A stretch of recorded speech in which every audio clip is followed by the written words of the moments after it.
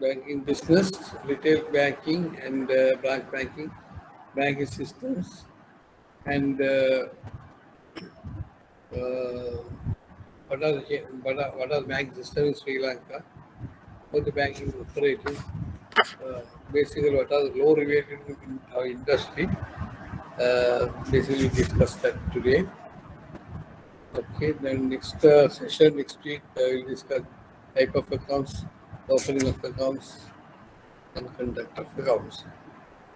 Okay, the topic actually is retail banking and what is retail banking? What's the difference between retail banking and corporate banking? Okay, what is branch banking operations? It's a system which there is a head office and interconnected branches or outlets providing financial services to different parts of the country. Now, our banking system has been rapidly changing now. We were earlier had this system called branch banking, where branch banking is legally concerned as independent individually banks. The branch is a independent individual bank, so it has no connection with the other branches or other main head office. That is it, directly, but indirectly managing, controlling everything are in a reporting system, right? Not directly involved in customer sites or customer accounts, and that is called branch banking, providing head office and interconnected branches or outlet providing financial services. Now it has been little changed since the technology has been introduced. So branch banking has expanded its services, connecting each bank into interconnection. The bank to bank and head office will be interconnected. It's becoming because the network system introduced, computer networking, network banking system introduced. Earlier, branch bank is called earlier it's called unit bank. It's a banking unit where independent the branches are considered independent branches. If you look at the Great Eastern Railway Company first case in UK, it was decided the branch is a branch bank. The branch of a bank is a separate legal entity. Branch of a bank is a separate legal entity. Therefore, the accounting system, accounting numbering and accounts the customers of that particular branch is the customer of that particular branch. Is considered as that particular branch, not as a entire bank. So, for example, earlier for the International Bank, to the branch at Nigambu. So, the customers of Nigambu branch are International Bank, Nigambu branch customers, and not connected, have a connected as the entire banking system. Right. Now, with the introducing of this branch bank is only called a unit bank, one bank. Every branch is a separate legal entity. So it was decided the court, the separate case, Great Western Railway Company case, that that particular bank, if a customer want to operate his account, he has to go to that particular bank and that particular branch to get his things done to his account. Operating his account, depositing to his account, withdrawing from account, all within that particular bank, the branch only. Then this system has developed into street banking, the branch banking system with the network banking. When the network banking is introduced, the branch banking system has been completely changed. Although physically branches are there, physically the staff is there, the internally all the accounting procedures has been interconnected or integrated, and it is integrated at the head office. Now the branch banking, now we call all this branch banking. The unique feature in branch banking, present branch banking system is that The branch is a sales outlet of a bank. Okay, the branch is considered as a sales outlet, selling the products. So there's a front office customers, front office is there, and the front office staff will be sell the bank's products, liability products as well as asset products. Most of the operations are on the back office are there, but it is connected to head office or regional office up. Therefore, although physical branches they are located in different locations, the administration function and the controlling function is at the head office. Now, we may experience that if you want to open an account in the branch, the account number is not unique to that particular branch now. Earlier, number is unique to the particular branch. Now, the account number is to the entire bank. So if you account open the account here, account number one in one branch, when you open the second account, you won't get the number two there. Number two there goes some other branch because it's interconnected.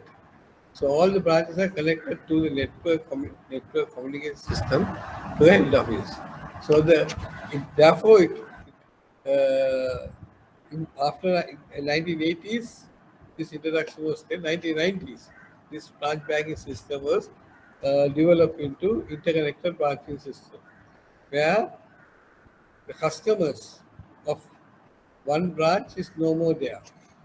Now, the customers of a branch is now called as a customer of a branch. That branch is a bank, the particular bank, customer of that particular bank. Therefore, that customer can operate his account any branch in the network. Any branch in the network. That is the present branch banking system, how it has been developed.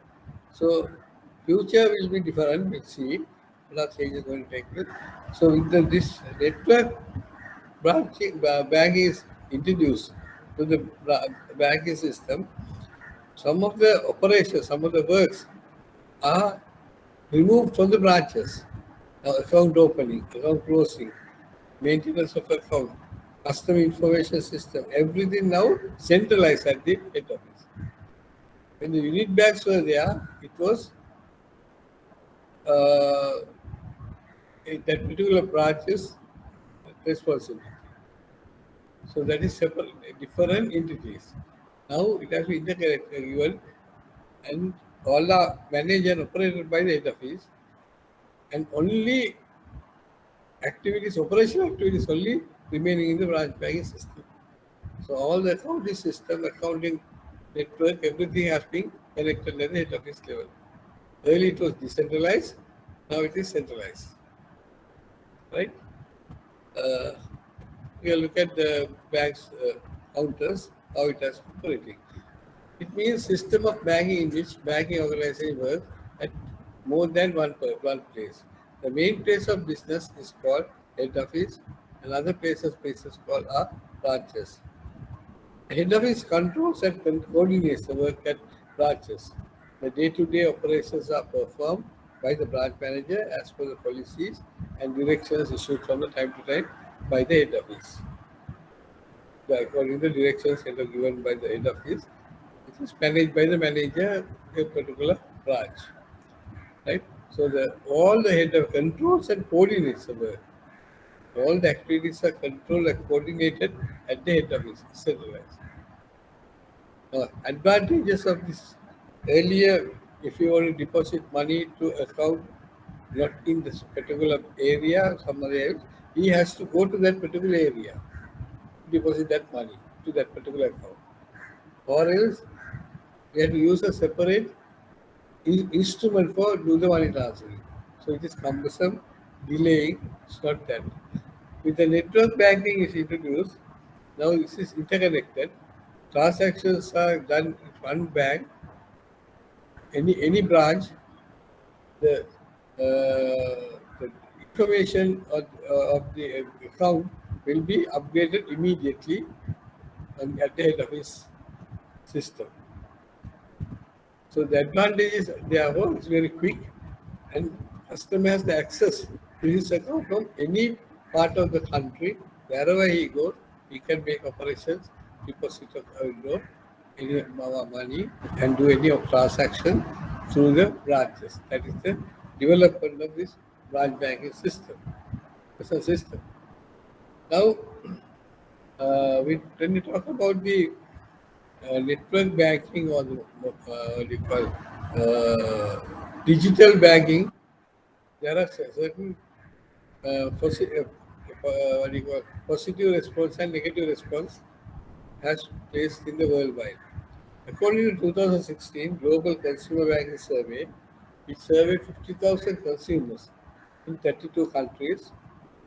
60% said they would want to visit a physical branch or speak with a real person in order to purchase a new financial product or ask for advice.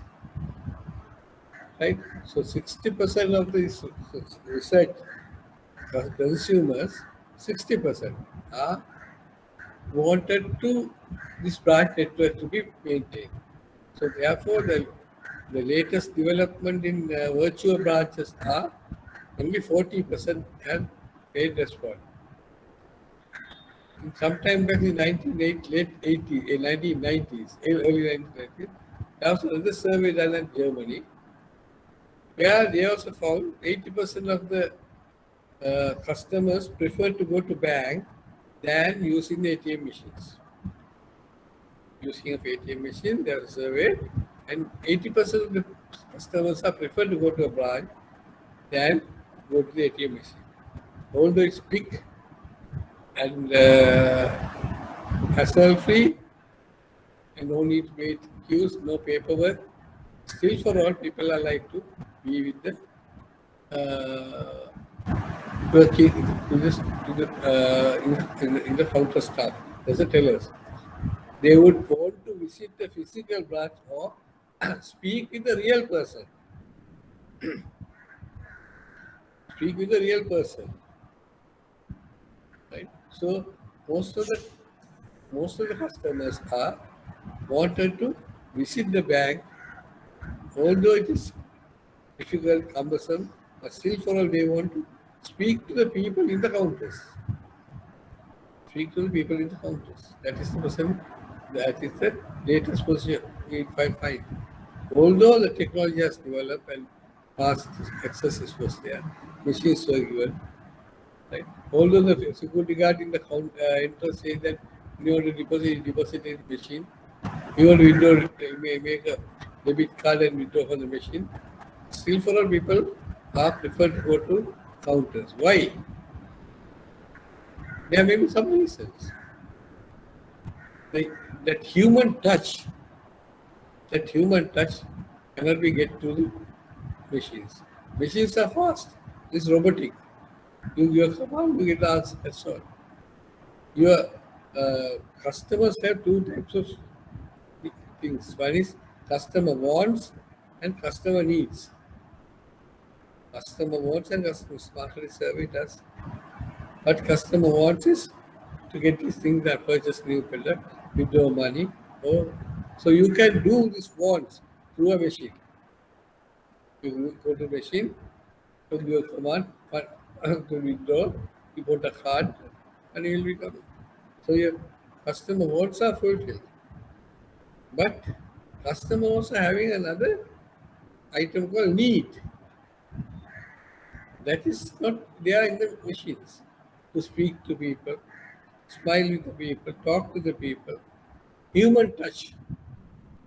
That is the second part. So the second part, most of the customers prefer that to talk to a person in the counter, smile with a person, greet with a people. So this is very important. We have to understand that. So we should not be robots like machines when we work in the counters. This we have to keep in mind. We should not be robots like counters, machines when we work in the counters. So smile with the people, customers, talk to the customers, we read that for the customers, right? Say thank you, goodbye, yes, come again. Those are carries long way. This is the service. Traditional banks with their focus in-person customer service may appear more trustworthy than banks that lack brick and mortar. What is brick and mortar? The buildings. Today, even today, in customer service, in-person customer service, and individually servicing the customer physically is more trustworthy than going to the machines. This especially the case when the consumer opening of account or whatever it is. So everything is easy can do it from home, but still people prefer go to the counters. Right, what is online banking? Digital banking is the uttermost imports of modern customers. Specifically in this research has found most elderly customers are preferred to use the branch banking system, whereas younger generation is like its own bank system. Younger generation, they prefer to do their transaction without going to the bank on their mobile phones, from their home, their computers, or online. And digital banking is 24 hours, is open, right? Almost imports for a customer.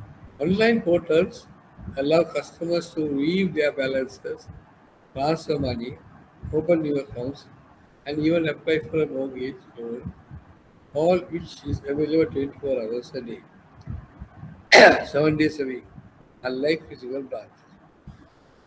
So physical branches are open for particular time only. Their office time is specified. So that during the office time, only the customers can do their transaction. But on online banking, it is 24 hours. Anytime, from any place, the customer has access to his account.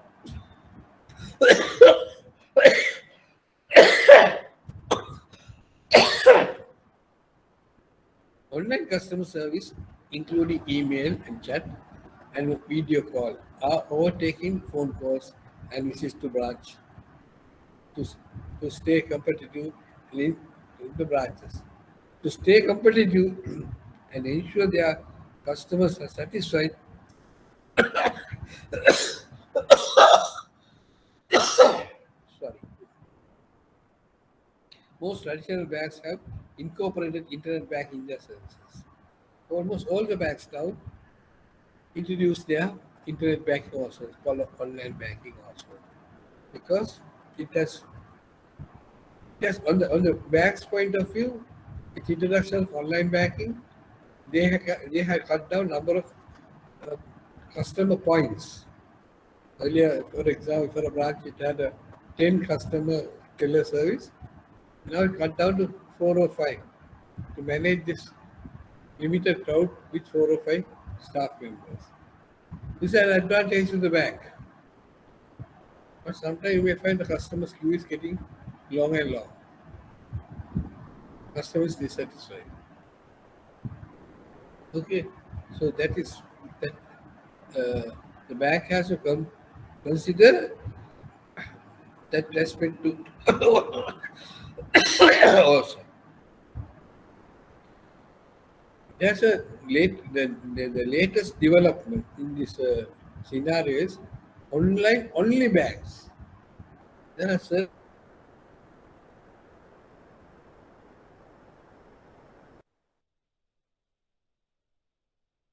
there's no physical bank anywhere. Everything done through online with the technology or digital.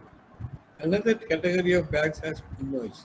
Banks that operate only online, also called direct banks or branchless banks. Direct banks or branchless banks. Direct banks offer all functionality of a bank, but without any local branches. Okay. They often offer more attractive rates, but fewer financial products, as well as the face-to-face customer service that some global consumers still covered. Right? Online banks are often advantageous to expats as well as to internationals who move around and travel extensively. Now, this type of branch banks are very popular among the expatriate working abroad or moving around the world on travel very extensively. So they can't be wasting time at the branches, right? So they are more happy about this product. We, wherever they're on the travel or the way, wherever they were, they can do the transaction. Even while they are traveling, they can do the transaction. Certain customers moving one country to another, even in the while they are flying, they operate their account.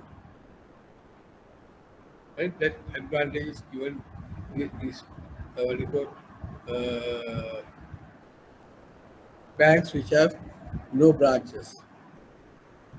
Now these branchless banks are virtual banks, normally called as. Also, sometimes you may call as uh, operative.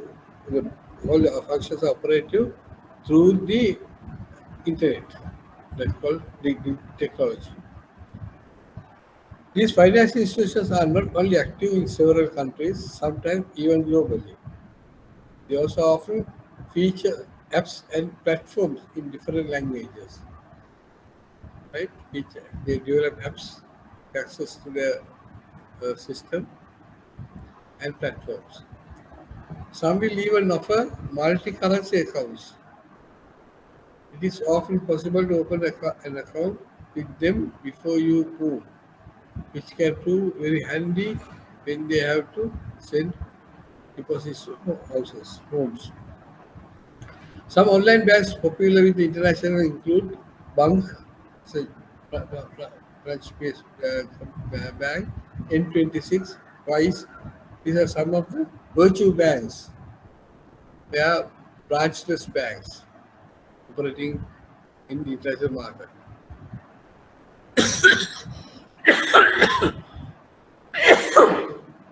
Alternative financial services providers have established strongholds in the market, such as PayPal, Google Wallet, which have made consumers less dependent on their banks. So the products technology has developed and certain digital products have been introduced, PayPal and Google Wallet, where consumers do their operations from home without going to the bank. There is, of course, also a slew of money transfer services which can sometimes offer advantages over banks, especially when you are moving and haven't had the chance to open a bank account yet. Still, for all, these money transfers, the transactions can be completed. The future of online banking. What could be the future? What is anticipated development in this field? The financial services industry is still growing, with more non-bank players entering the market. As a result, banks have begun to rethink their strategies to ensure they stay relevant to meet modern consumers.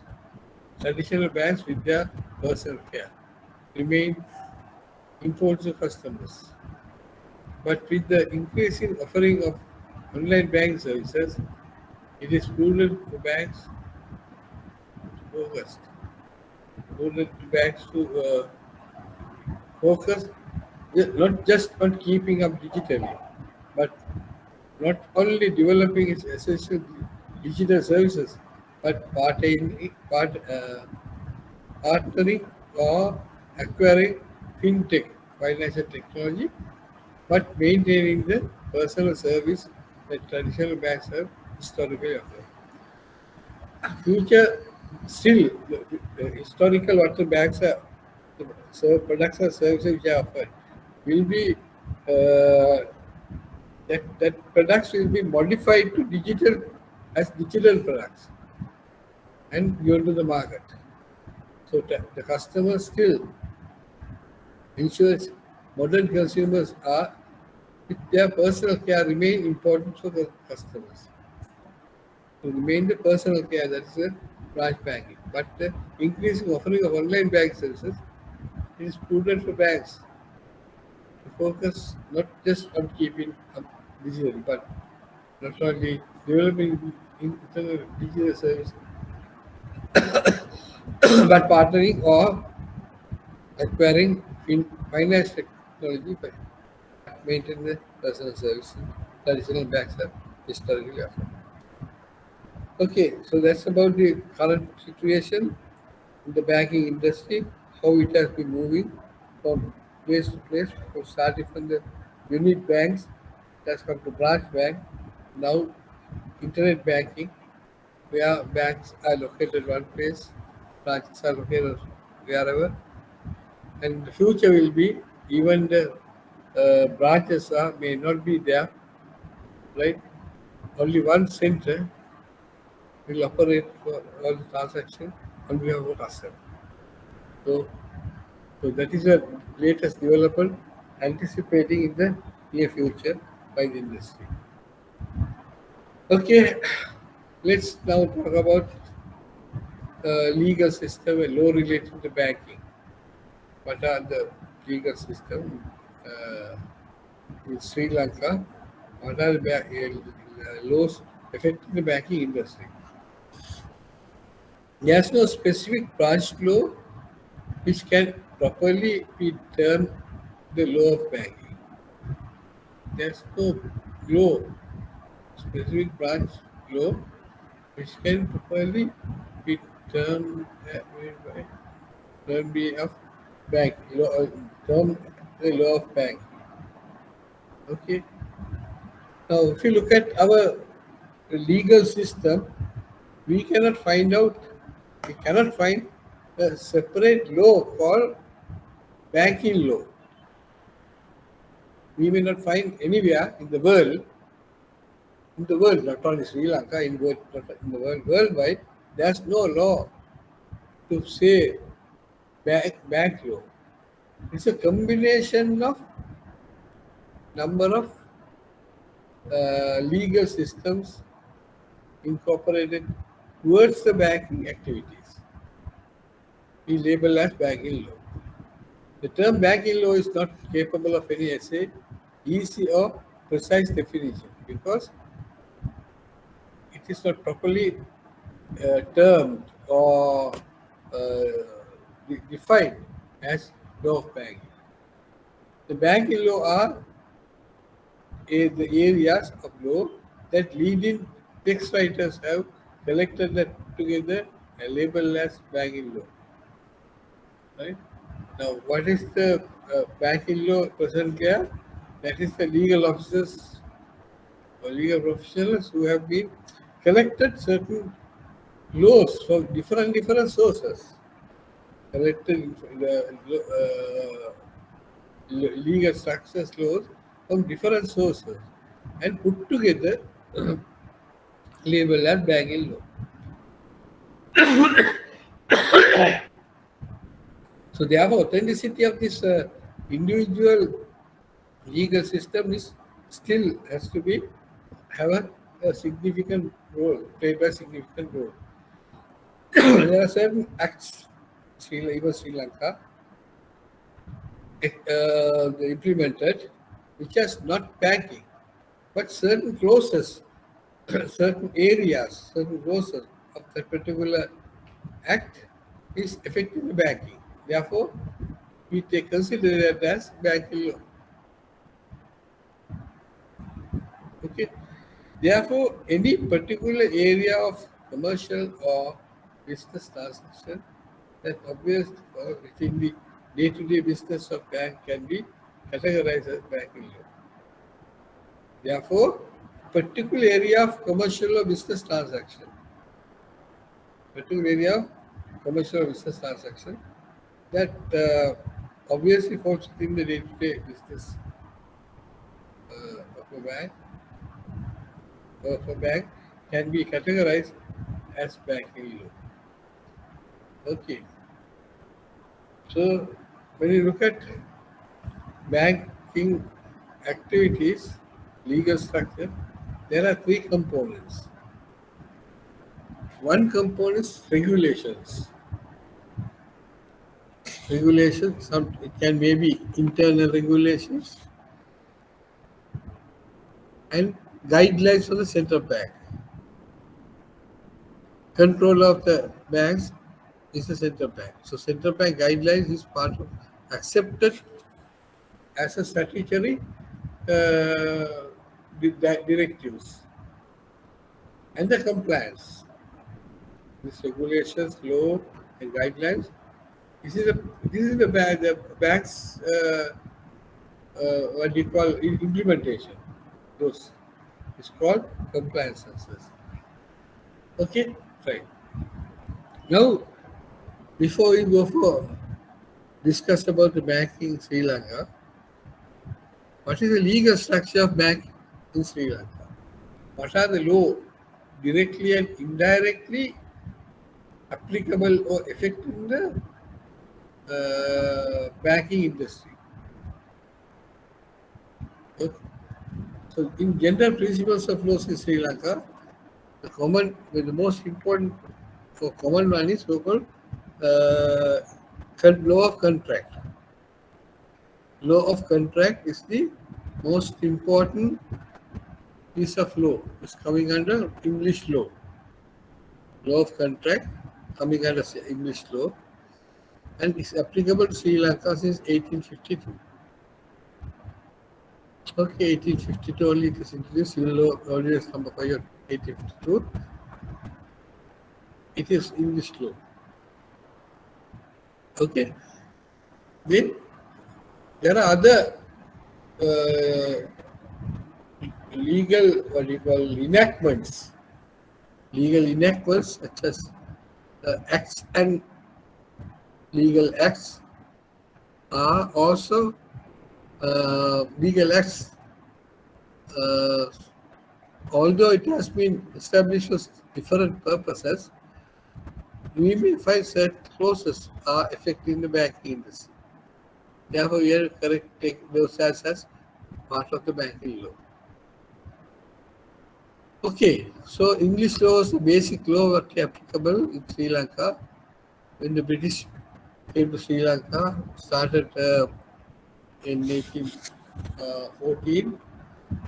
At that time, Sri Lanka was managed by part of the Sri Lanka was managed by Roman Dutch.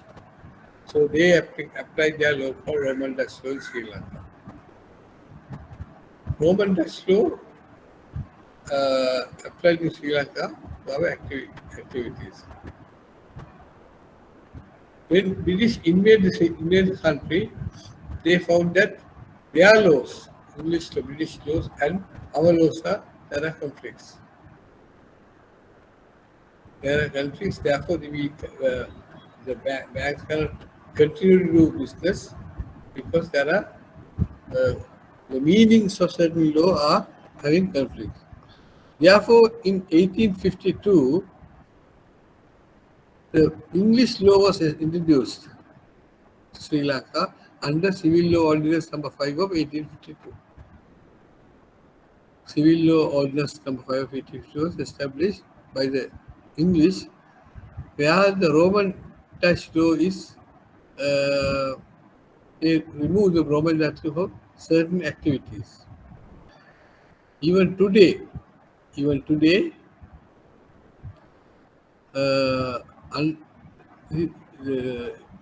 Roman Dutch law says English law applicable to certain areas only. So, what are these areas? Banking business, commercial, import-export trade, insurance, then money transactions.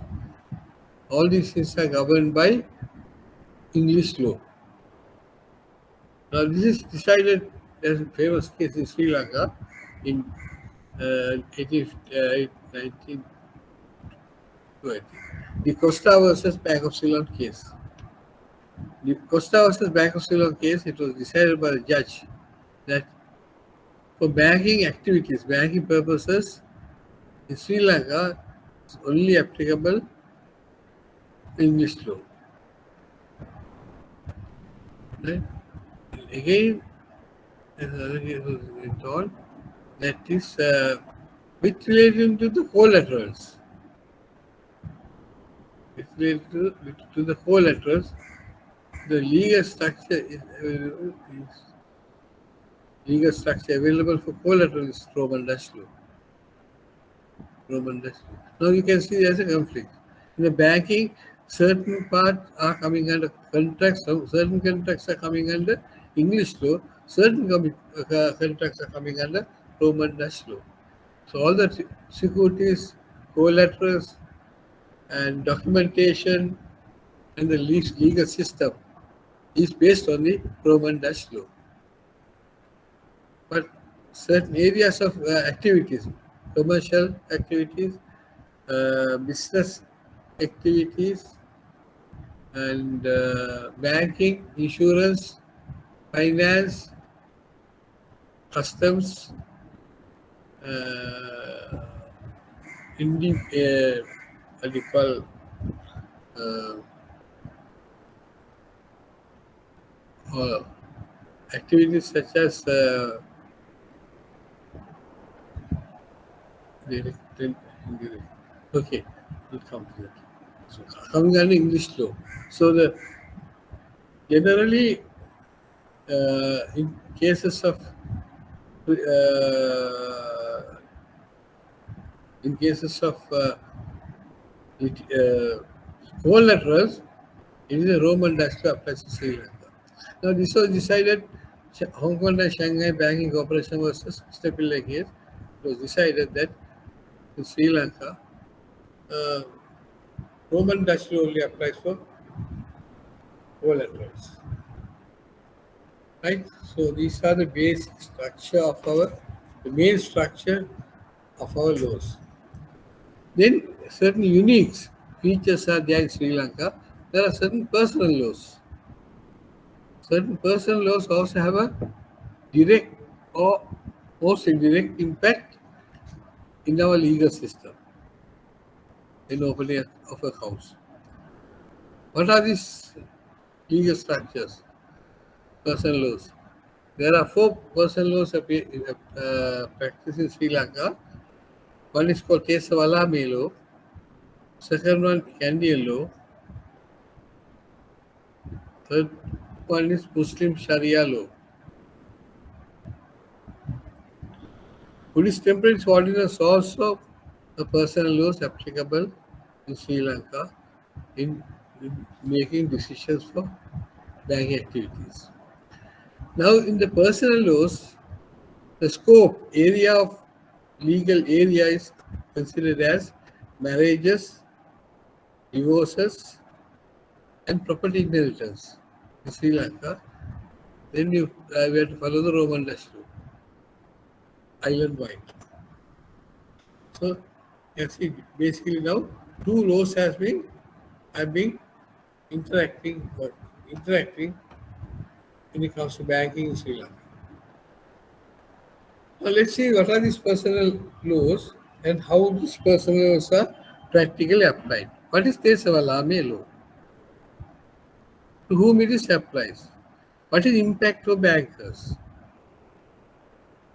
Tesavalame law is a regional law applicable only in Jaffna Peninsula. Okay, applicable for Jaffna Peninsula, whereas some acts, this one applies there, and impact is only for that area only, just a peninsula only. Even out of the peninsula, it is not applied. So general law only is applied, common law. Now, what are the impact on Kesavalame law? According to the Kesavalame law, married women cannot get into a contract without husband's written consent. This is the law. A married woman cannot get into a contract without husband's written consent.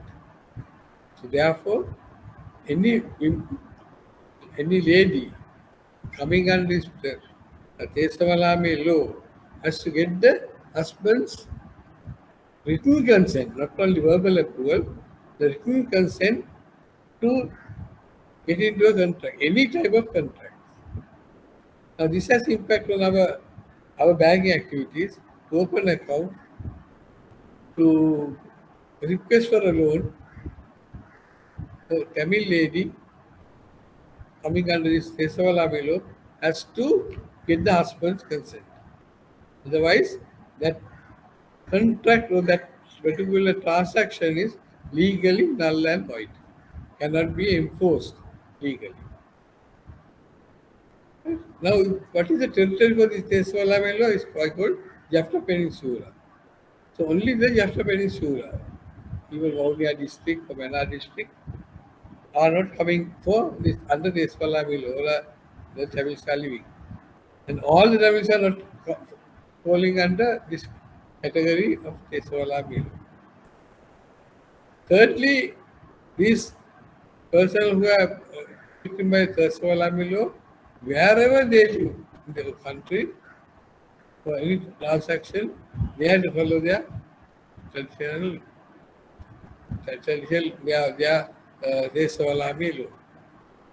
They cannot apply local laws. Okay. Now, before you go for a practical case, let's see this one. Now, how to identify the lady is affected by Tesavalami law? Out of the Jaffna Peninsula, right? So, who are affected there is the permanent resident or inherited from that Jaffna Peninsula area are governed by under this Tesavalami law, right? This is a practical side. So it has to prove it is not it's a regional law, but it's applicable only for certain people only, right? So lawyers who are scholars who have been learned this Tesavalami law found it is although it is applicable for the Jaffna Peninsula, the ladies coming under that category, wherever they live in the country, this law applies to them. Therefore, we also should learn about this Tesavalami law because of that. Now, what is the impact on it? We said, you cannot get into a contract without husband's written consent. That's the law. Identifying whether you are Tesavalami law or general law, any other law, how do you determine? What is the criteria? How to identify? So all Tamils are not affected by this law. Only selected few only. Those who are permanent residents in Jaffna Peninsula, their parents, grandparents are from Jaffna Peninsula. So those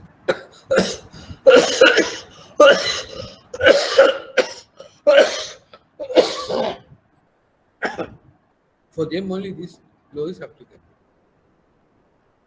Now those who are working out of Jaffna Peninsula, when a lady comes, Tamil lady comes to open an account, asking for a loan,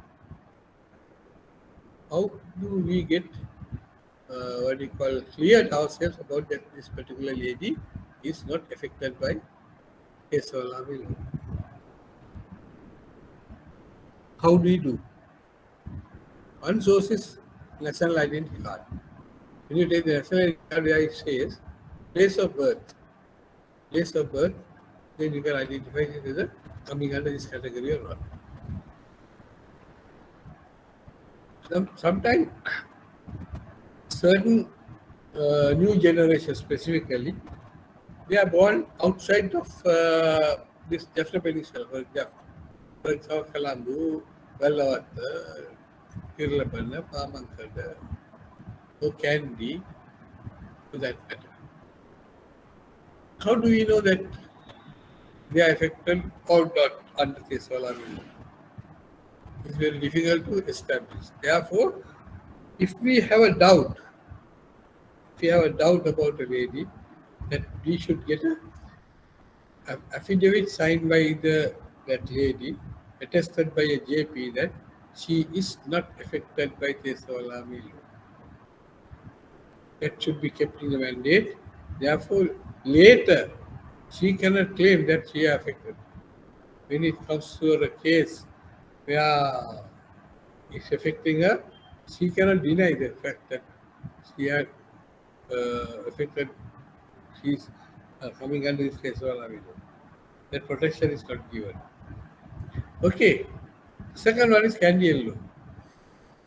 Now, mostly these personal laws are applicable for marriages, divorces, and property inheritance. Marriages, divorces, and property inheritance. Right?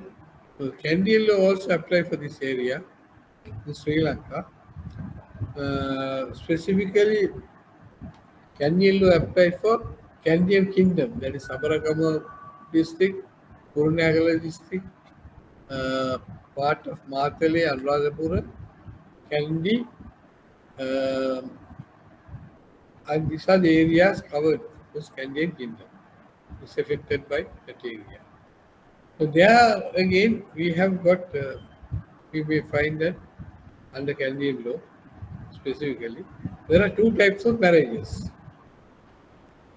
Two types in general law, two types of marriages are there.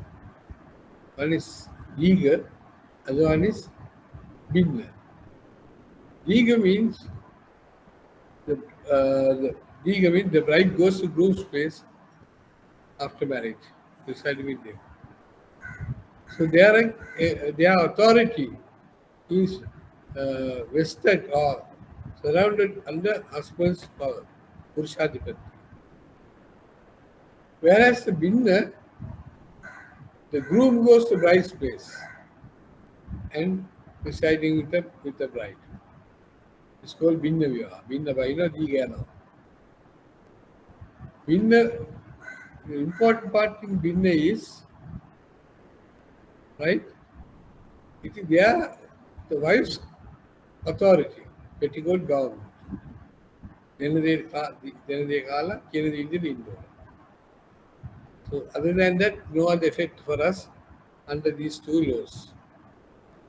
There were earlier we had in Sri Lanka a legal system called, as a marriage system called uh, Ekage Cam. Ekage Cam. This is of course actually in the British government in the latter part, they abolished that and banned multi-marriages will be abolished and it's made a criminal offence. But still, for all, some of the areas Kandy district is considered Ampara district. It's called Patugala, Vilgala, that type of areas. Still, this marriage system is operating. Okay, but not legal. Those are not legal now. Then comes to Muslim Sharia law, most controversial law in the country today. Sharia law. What is Sharia law? And what is the impact of Sharia law in our activities? Basically, I told earlier also, it is any personal law applicable to marriages, divorces, and property matters. But Sharia law is a broad law governed by, actually governed, not governed, no, governed by the Quran. This is a rule in the Quran law. But due to changes in the systems in the different countries, the entire Quran, the Sharia law is not in practice, practically not applied. In Saudi Arabia, you may find a person will be cut his hand for robbery, cut his neck for adulteration, stoning to death. Right? This type of what do you call punishments are there, but it is not practically applicable on the other countries. They are not accepted. In Sri Lanka,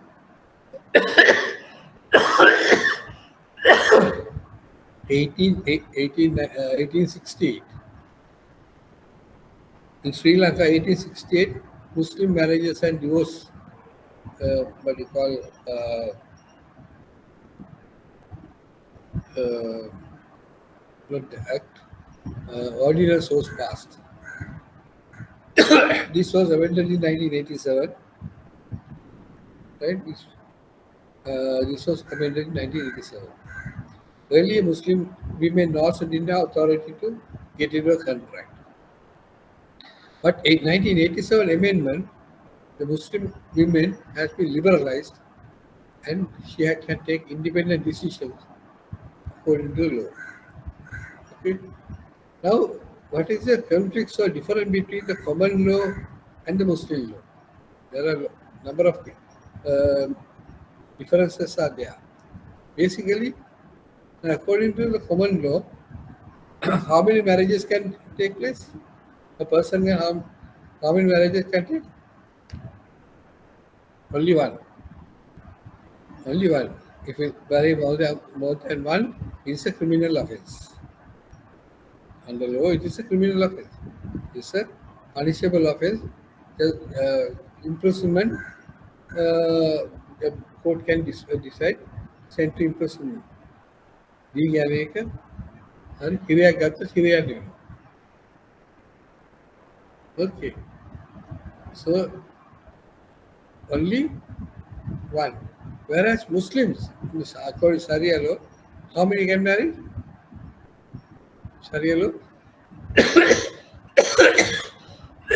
it is even maximum 11. That is, Prophet Muhammad had married 11 times. Therefore, uh, sorry.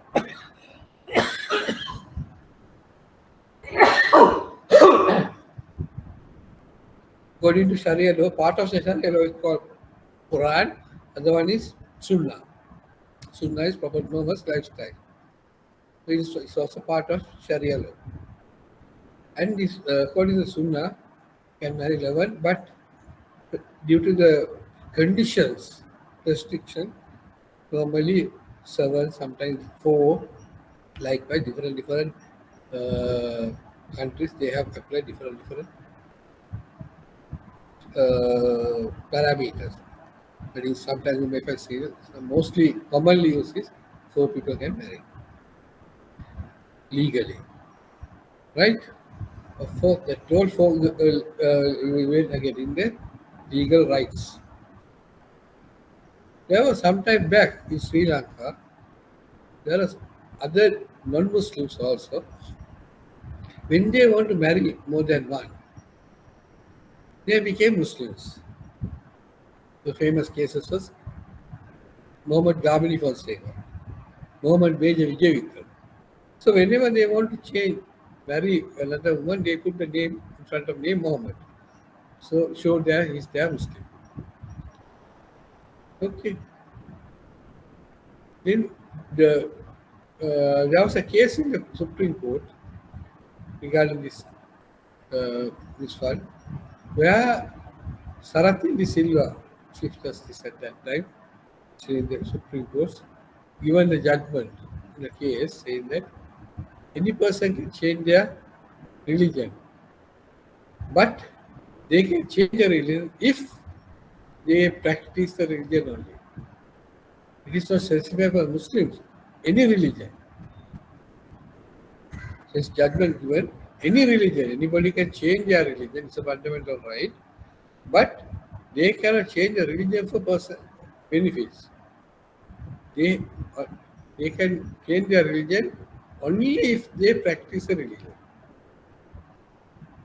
Okay, so therefore, now the other people who are getting married, changing their name as Muslim name, is not practically effective now. The second component of this Sharia law is important part is what is the age of marriage? This is the most controversial part today. Most of the people who are Western, especially Western educated Western people, human rights, they are talking about this, um, um, the age of marriage for Muslims. It's a big issue for other people. What is the age of marriage for Muslims? Hmm? Now, according to the Sharia law, if a person, if it's a common law, under the common law, if a person marries below 18, if he below 18 is right, if he marries, what happens? He's a minor. So minor does not have contractual capacity. Therefore, that marriage is legally not valid. So once a minor marries, that's a junior offense. It's also offense, right? But according to the Sharia law, if a person marries below 18, so below 18% marries, then he is becoming a major according to Sharia law. So according to Sharia law, what is the age of marriage? Sharia, what is the age of marriage? There's no age involving marriage for Sharia law. It is the purity. According to the Quran, if a person purity, that is become an adult, a male or a female, purity, become an adult, then he is becoming a major. If he become a major, he can have the option to get married, right? So therefore, now this is the part is affecting us in our lending. Once it married, once a below 18% marries, he is becoming a major, he is getting a contractual capacity. He can get into any contract thereafter. So we have to, in such instances, must get what you call document evidence to prove that case. Okay. And also, Candial law also, age of marriage is defined as 16 for ladies, defined as 16. That also have to take into consideration. Under Canadian law, you can marry below 18, above 16, late women can marry. Well, the next issue comes in the Buddhist temple, the Buddhist priest. Now, my question is, can a Buddhist priest ask for a loan and given a loan? Can a Buddhist priest can entertain for a facility, credit facility? Loan එකක් දෙන්න පුළුවන්ද බෞද්ධ භික්ෂුවකට?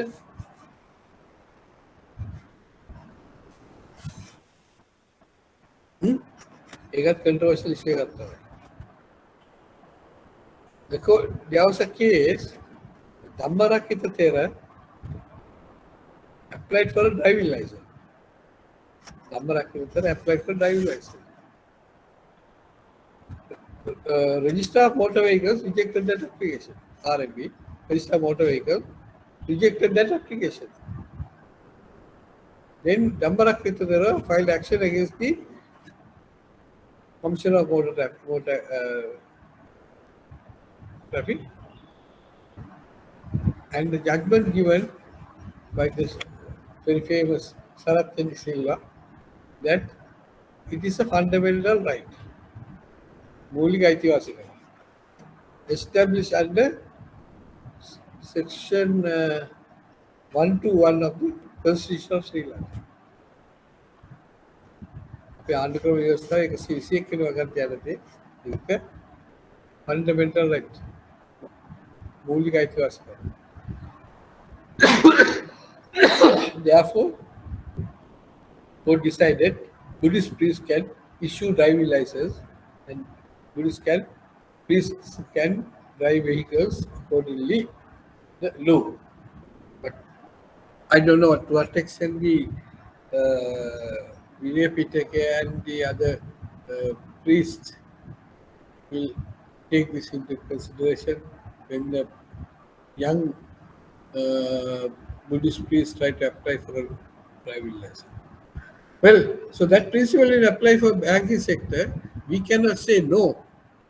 Whenever a Buddhist priest comes and asks for a facility, we cannot say no because it's a fundamental right. Therefore, we have to entertain. Okay. But there are certain legal issues. Now, according to the Buddhist template ordinance, about the Vihara, Devalagam, Palatayana, Buddhist priest properties are divided into two groups. Buddhist priest properties are divided into two groups. That is personal properties or intellectual properties. Intellectual properties, that is called Paraveni Depala, and Sanghika Depala, the other one is temple properties. Paraveni Depala means from the family, Parampara having inherited properties. Is personal. Inherited properties are personal property. The other segment is temple properties. Right? Temple properties, Sanghika Depala. Whenever Buddhist priest asking for a facility, personal law, we can consider that facility under personal income of the Buddhist priest. That if he's a learning for teacher, if he's earning, or he's doing Ayurvedic treatment, or Jyotisha Vadagarama. So if he's earning something and he's having proper income, we may consider that granting a facility. But we cannot consider income of the temple for such loans. Sanghika Dipalod Asawat Yandava. Sanghika Dipalod Asawat Yandava. Then who is having the authority for the temple properties? Yeah, temple properties. Sanghika Dipalod Baladar account. Nagamuduru, Bauddha Commissaries, Nayaka Sabhavanda, Nikai and Vanagamuduru. No one. We can't talk about it. According to the section 15 of the Buddhist Template Ordinance, the public trustee is the trustee of the temple properties. Bauddha Dev Vihara Dekala Palatayade Pansal Ha Ashita Devala Pansal Ha Pansal Depala Sambandhi Bharakarathe Tiene Mahabharakarata. Public trustee. So without public trustee support, you can't do anything to those assets. एक याद है मैं loan देने में भी एक है. Given that, then you are liable to pay back that amount to the temple property back and return back. That's a loan. So you have to get the approval from the public trustee to get any income generated from the temple properties to be taken considered for loan. That's the one issue. The second issue, if the Buddhist priest passed away, died, upward to earth, what will happen to the properties? They will all over. Oh, they will all over. Especially accounting balancing. Loan guarantee on एक savings account current account 60% salary වල මොකද කරන්නේ? එතකොට යන nominee කෙනෙක් appoint කරන්න බෑ savings account එකට fixed deposit. Buddhist priest කෙනෙකුට nominee කෙනෙක් appoint කරන්න බෑ because under temple ordinance is prohibited. Therefore, if the priest dies, personal properties will absorb to temple properties. ඒක සාංගික වෙනවා. Except for inherited properties. Inherited properties are again Paraveni Depala Hara and Shelmude Sangika. Paraveni Depala goes to the back to the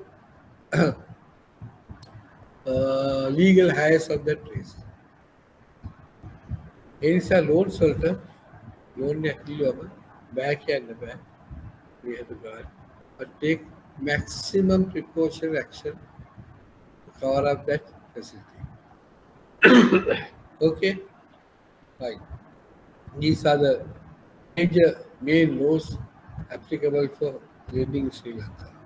Then comes the studied laws. These are judgments given by the courts in banking issues. Recently, you may find that certain issues, judgments are given by the Supreme Court. One is to the third-party mortgages, and thereafter certain issues regarding the parade, certain judgment given. So those are now practical. Those are becoming part of the legal system for uh, banking activities. Then enactments, Parliament acts and enactments directly and indirectly influence the banking business. There are certain businesses are indirectly affecting the uh, banking activities. Not directly telling anything in there. So we have to very carefully read these Parliament acts. Some clauses are affecting us. Sometime back in 1980, there was an act called Agrarian Service Act, Amendment Act. 1980, Agrarian Service Amendment Act. Under that act, if a person default a facility where agricultural property has been charged, the customer, a person, borrower default a facility where uh, agricultural land has been charged as a collateral. We defaulted to, we can file action in the magistrate courts and try to recover as a criminal offense. As a criminal offense. But 2016 amendment Aggressive Act, this has been removed. Okay, so no, today it's not practically applicable because the 2016 has been removed. Then some acts are directly affecting, some are indirectly affecting. So what are directly affecting acts are? Bank Act number 30 of 98, directly acts. Where Debt Recovery Act, directly acts. Bill of Exchange Ordinance, only certain portions, certain areas only affecting the bank. Okay, so we have to understand that differences in the banking business. Then customary banking practices. Banking practices are not invariably banking law.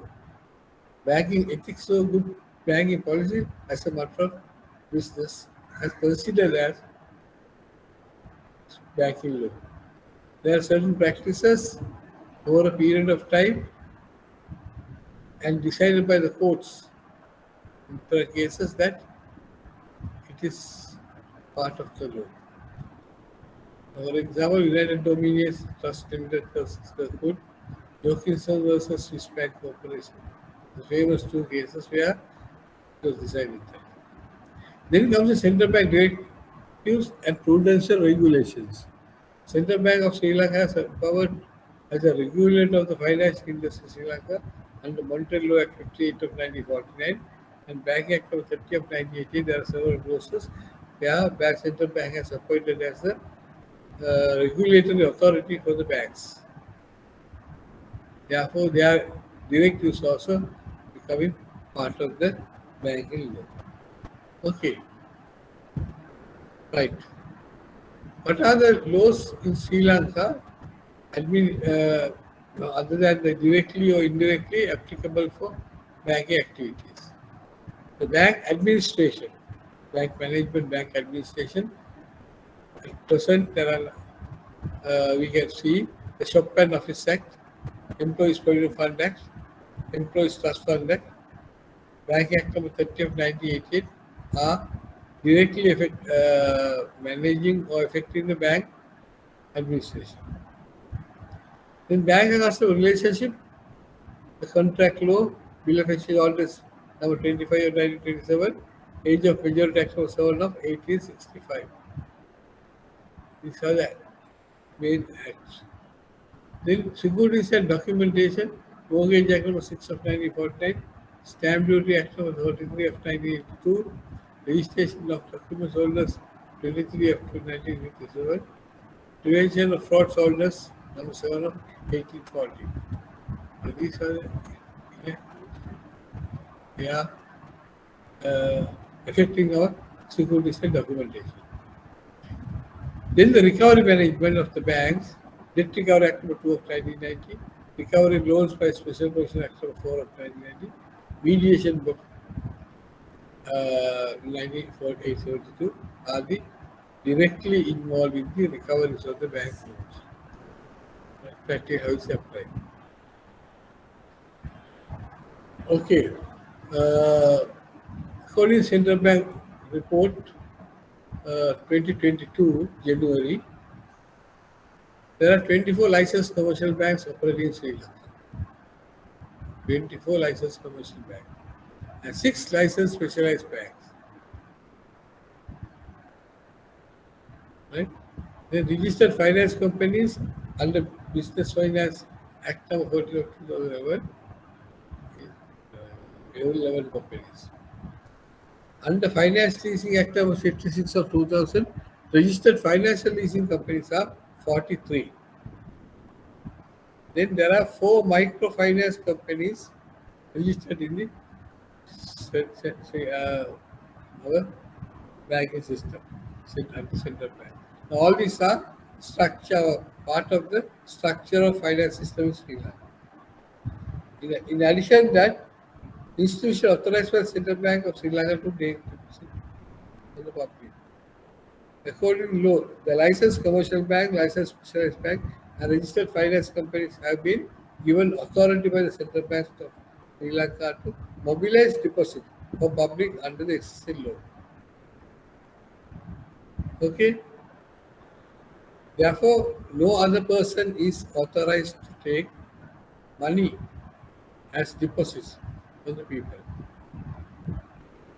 Licensed special commercial bank, specialized bank, registered finance companies, and finance companies. So the area given for their mobilizing deposits. Furthermore, any legitimate non-profit oriented organization can accept deposits, but only for its members, and that too with the written permission of the Monetary Board of Central Bank of Sri Lanka. Now, in the offices in the area, villages, the people get together and having their fund collection method like sheet too and all. So those are not authorized by the Central Bank. Okay, do it, but it is not organized manner accepted by Central Bank. But in some instances, you may find that in offices you get benevolent fund, or certain members get together, get societies, saving societies that can be operated on the non-profit basis, giving the approval from the Monetary Board of Sri Lanka. In addition to that, the part is missing. There is another organization which is not coming under central bank, which is not coming under purview of the central bank's control, have given authority to collect deposits. Who are those organizations? Can collect those deposits and give loans. All the banking activities can be done by them, but they are not coming under central bank. So central bank control of purview. Who are those? The small tiny sector. Yeah, those are called cooperative rural banks. So cooperative rural banks also mobilize deposits, giving loans. Mostly banking activities are carried out, but they are controlled or managed by under Cooperative Development Act. Cooperative Development Act. But coming under Bank Central Bank of Sri Lanka. So what is the bank customer relationship with you see? The bank word bank co from the Italian word, a bench where a money changes at. The word bank evolved from the bank co. Right? If you go through the history of banking, it is started with the Meridian ports, where the ships brings goods and barter trading at certain ports. Then the money changer sat in a bench, like Pentagon is a box. It's called Banco. Later that converted to bank. Right? Bank includes a body of person, whether incorporated or not, who carry on the business of banking. Section 2 of Bill of Exchange Ordinance. It is not clearly defined who is a banker. Carry on the business of banking. So what is banking is not defined in the Bill of Exchange Ordinance.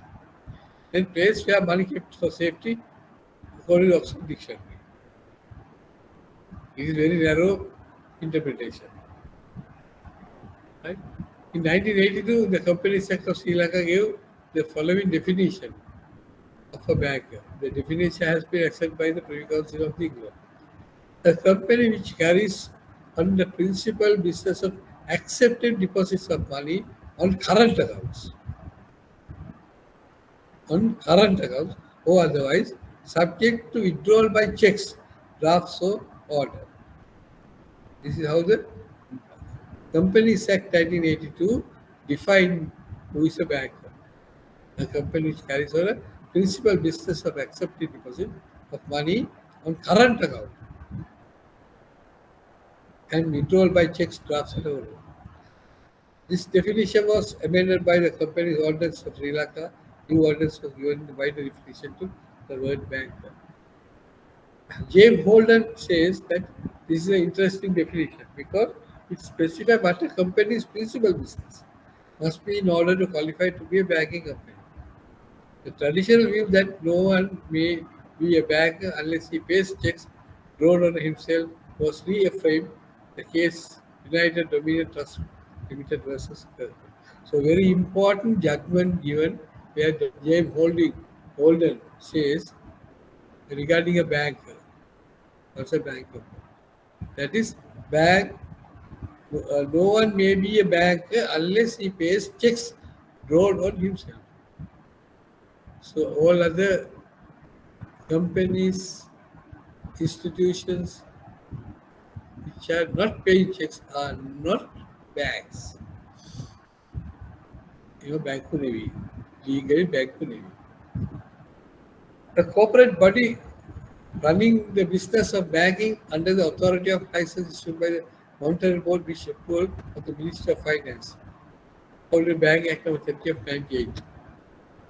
And it says no company other than a licensed commercial bank can use words bank or banking or any other derivatives of such item. Section 16 of Bank Act of 30 of 1980. Only commercial bank can use the word bank according to the Bank Act.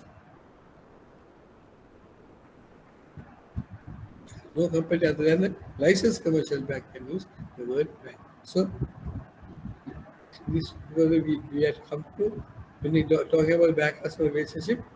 Very important definition is identify the bank. According to Section 86 of Bank Act of 1995, banking business means the business of receiving funds through the acceptance of money deposits payable upon demand by check.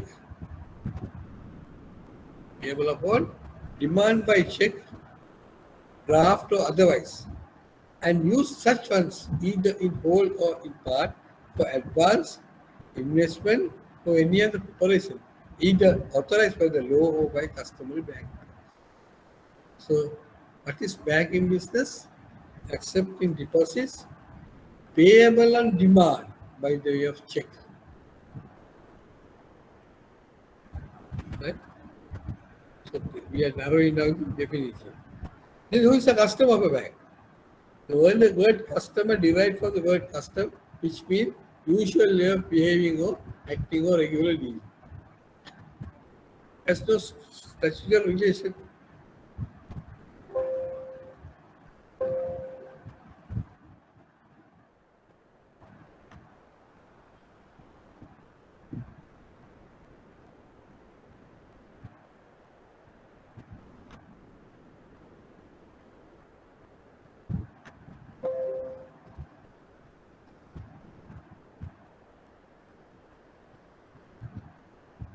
Excuse me.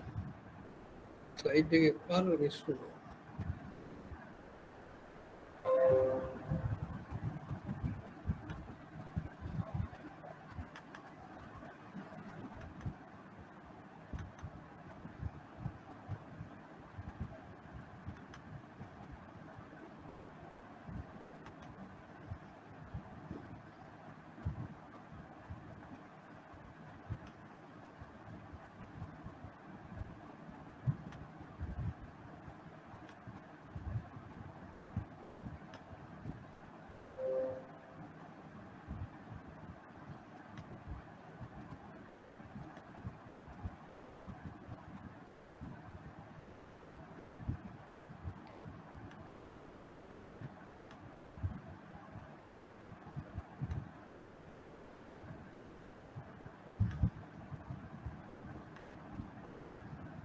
Okay, sorry. Let's continue.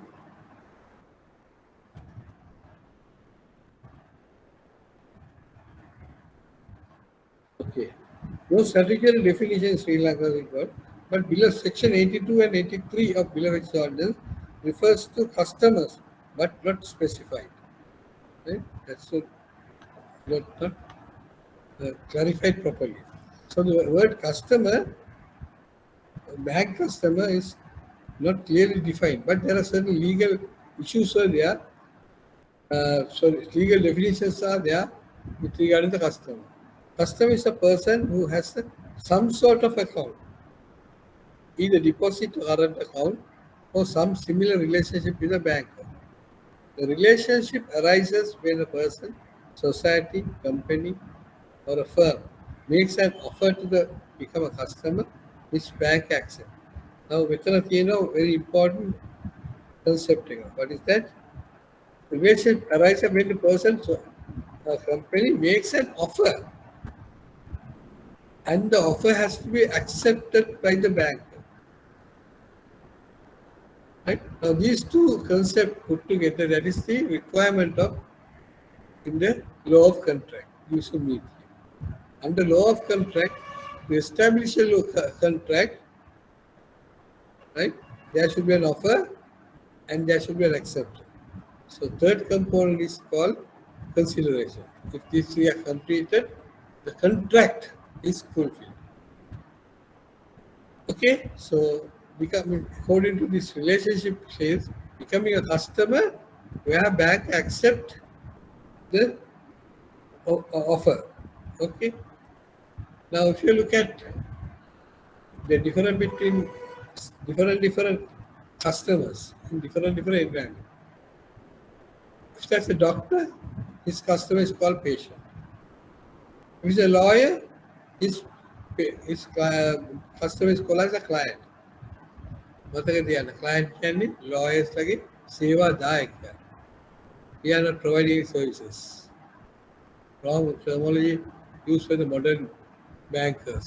Our bankers as client. Our customer is not a client, right? Shop is called buying goods is a consumer.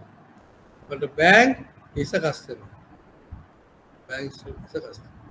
If not visited frequently to a shop, he is not a consumer. But in the bank, he is always a customer.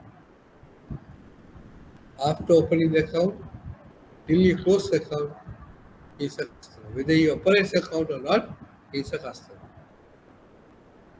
Okay. What is the bank-customer relationship?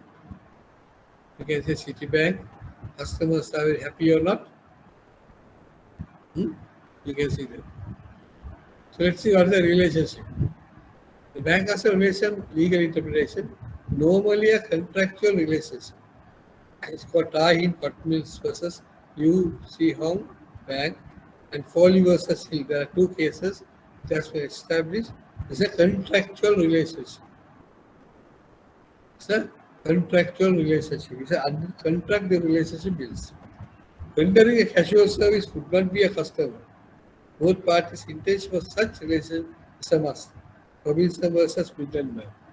Casual service, exchanging what I call cashing a check over the counter, not making a customer.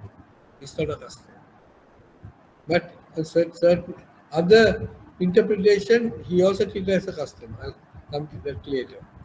That's another interpretation. Robinson versus Midland Bank case, it was decided casual service would not be a customer. That should be an intention. A bank customer is a person who have some sort of account. Great Western Railway Company versus London County Bank, 1991. Some sort of account is a customer. Duration of relationship is unimportant. Ladbrokes versus and Ladbrokes and Company versus Todd. Duration of the relationship is unimportant. Intended customer is a customer, Woods versus Martin Bank 1959. Now, this is not applicable to Sri Lanka. Intended customer is not a customer in Sri Lanka according to the Bill of Exchange Ordinance. This Act is 1959, Bank Check Act number 1959 at the UK. It's not applicable to Sri Lanka, right? Therefore, intended customer is not a customer in Sri Lanka. One bank customer can become a customer of another bank. That means customer can open any number of accounts in any bank. Opening of an account with false document cannot arise a relationship. Stony Stanton, Subprime Society, Midland Bank, 1960. Opening account with a false document, then that relationship will not arise. An account holder continues to be a customer even when the account is opened or account closed. Park versus London County Bank. Even the account is closed, he is a customer for how long? For 6 years on the date of close. Why? According to the prescription ordinance, a contract can be sued with legally valid for 6 years. So after contract is over, it's applicable that for next 6 years. General principle of customer-bank relationship is that banking is a business, not a profession. It's a business. Our customer, bank customer is a customer. Banking relationships are arising in business transaction. That's what we have to understand. There are different types of relationships. Bank customer relationship. The first relationship is called debtor-creditor. Customer is a debtor, bank is creditor. That means bank is borrowing money from the customer when opening account, deposit money to account. In other words, bank is borrowing the money from the debtor, customer. So relationship is the original basic relationship, bank-customer relationship is debtor-creditor. Now this can be changed later with the role of changing the activities or getting other products. Then it becoming creditor-debtor relationship with customer borrowing an advance. Borrowing or taking a loan. Then the customer is a debtor, bank is a creditor. Then mortgagee, mortgagor. When property is mortgaged as a security for an advance, the relationship becomes mortgagee and mortgagee. When a customer draws a check, their agent-principal relationship is established. Agent-principal relationship. That is, customer is the agent, customer is the principal, bank is the agent. So bank has to carry out customer's instructions. Then when collecting a check,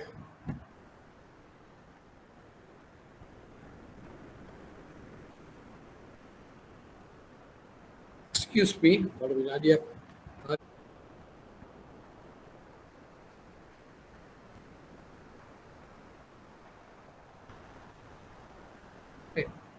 sorry, contract, according to the Lord Choli, there's no doubt that the relationship between bank and the customer is contractual and it's incident in the absence of express agreement, such as must be implied into a contract.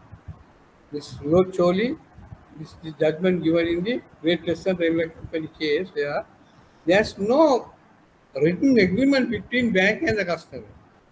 There's no written agreement. Although there's no agreement, the mandate or the application when you take for the customer, equal application. When the customer presented the application, we take consider that as a made an offer. When the bank accepted and the consideration is deposited, then becoming a mandate.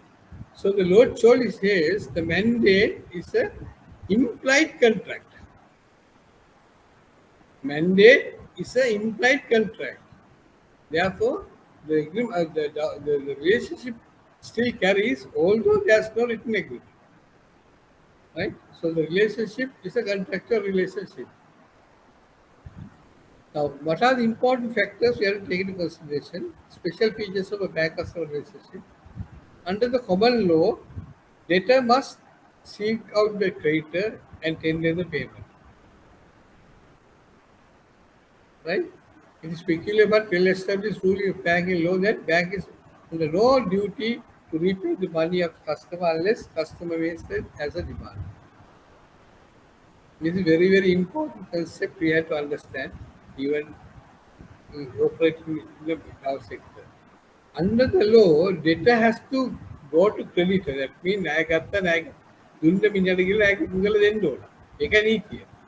Under common law, debtor must seek out the creditor and tender the payment.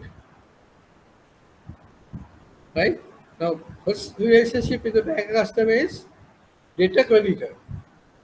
That is, the debtor is the bank, creditor is the customer. Right? So, according to this principle or this law, the bank has to go and give his deposit to the customer. But it's peculiarly well-established rule in the banking law that bank is under no duty to repay the money of a customer unless customer makes a demand. So that was established in the Banking Act number 30 of 98 in Sri Lanka. Prior to that, Bill of Exchange Ordinance also specifically mentioned about payable on demand. Payable on demand. When the customer asks, only we are liable to pay. Otherwise, it's becoming the bank's money. There are judgment about to that. Customer must make a demand. Until the customer demands the money which deposited in his account ceases to be his money and becomes money of the bank. Foley versus Hill, Jonkism versus Swiss Banking Corporation. Two famous cases. Whenever customer deposits money to his account, that becomes bank's money. And therefore, customer does not have a duty or a right to tell the bank, you can use my money to only for this purpose. That right is not there. So it's become bank money. Bank can decide what to do with the money. Either lend or keep in the money, or lend or give to somebody, whatever. In practice of banking can apply depending on that. Okay. Then the special features of bank as a relationship continues. The rule of prescription does not apply in the bank as a relationship. Rule of prescription. Now, according to the prescription ordinance, monies in the bank account which are not operating on this side are not subject to prescription. The prescription ordinance, if it's a contract, if the contract is not operative for 6 years, then it's becoming prescribed. When the customer open account, the contractual agreement, when that account opens and deposits the money, and 6 years he had no operation, after 6 years, This is not becoming prescription. In normal circumstances, you borrow some money from somebody. If he not asked for 6 years, then thereafter he has no right to ask that money because he has prescribed his right according to the prescription ordinance.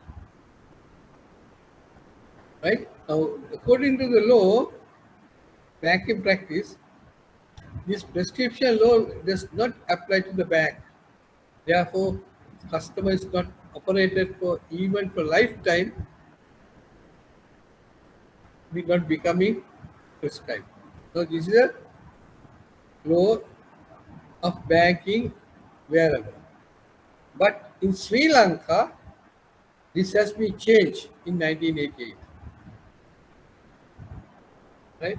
In Sri Lanka, Banking Act number 30 of 1988 introduced under section 72, 76, 74, 75, 76. Something called abandoned property law has been introduced. Abandoned property law was introduced. If no transactions or demand or correspondences for more than 10 years, such accounts to be reported to Central Bank of Sri Lanka under this act. Abandoned property law. If account is not operated for more than 10 years, accounts has to be reported to Central Bank of Sri Lanka under the Banking Act. Right? So whenever a customer comes after 10 years for withdrawal, now we have to write to the Central Bank and get approval to release those funds, identify the person. Okay. So therefore, in practice, what we have to do, normally those earlier, we were used to send balance certificate of balance at end of every year. Year ending, we are sending a balance certificate. So customer to sign and send back the certificate. If I send back, the correspondences are there with the customers. Now what we have to do? More than 10, before it expires 10 years, try to contact the customer, write to the customer, get responded for that customer's your reply, get a reply for your balance inquiry. Right? Certification of balance. Balance has to visit the customer. Ask the customer to certify the balance and send back. Then the correspondence are established. Therefore, it not needed to transfer. Any customer does not respond, it will be transferred to central bank, reported to central bank. So it's called abandoned property law. Let's see what are the rights and duties of a customer. Rights of a customer, right to repayment. Bank promises to repay the customer at a branch where he opened the account. Jokinson versus case. The Jokinson's case, it is cited, bank promises to repay the customer at the branch where he opened the account. Okay. With the introduction of digital banking system, this case, this right or this law has been now has to be amended. This Jokinson's case versus Swiss Bank Corporation case will not applicable to today's context. Why? Now we don't have a unit bank system. The branch open account is called unit bank system was there earlier. Now it is branch banking or network banking. So customer have the bank promises to repay the customer. Any branch of the bank is any branch of the bank. We are despite of notwithstanding the fact that they open account in the bank or the where he opened account is no more valid. So he can operate his account for any bank branch. Then the next important thing is right to draw the checks. Customer have the right to draw any amount of checks up to the credit balance. Customer have the right to draw any amount of checks up to the credit balance. you can write 100 checkbook, you take 100 checks, a small amount, bank cannot stop that. Although check you have a cost, right? You can write balance to any balance. And customer has no right to overdraw without prior arrangement. It is very important. There's a case for this also. Customer has no right to overdraw the account without prior arrangement. What's happening in the practice today? Is there any prior arrangement to overdraw the account? Most of the time, there's no prior arrangement.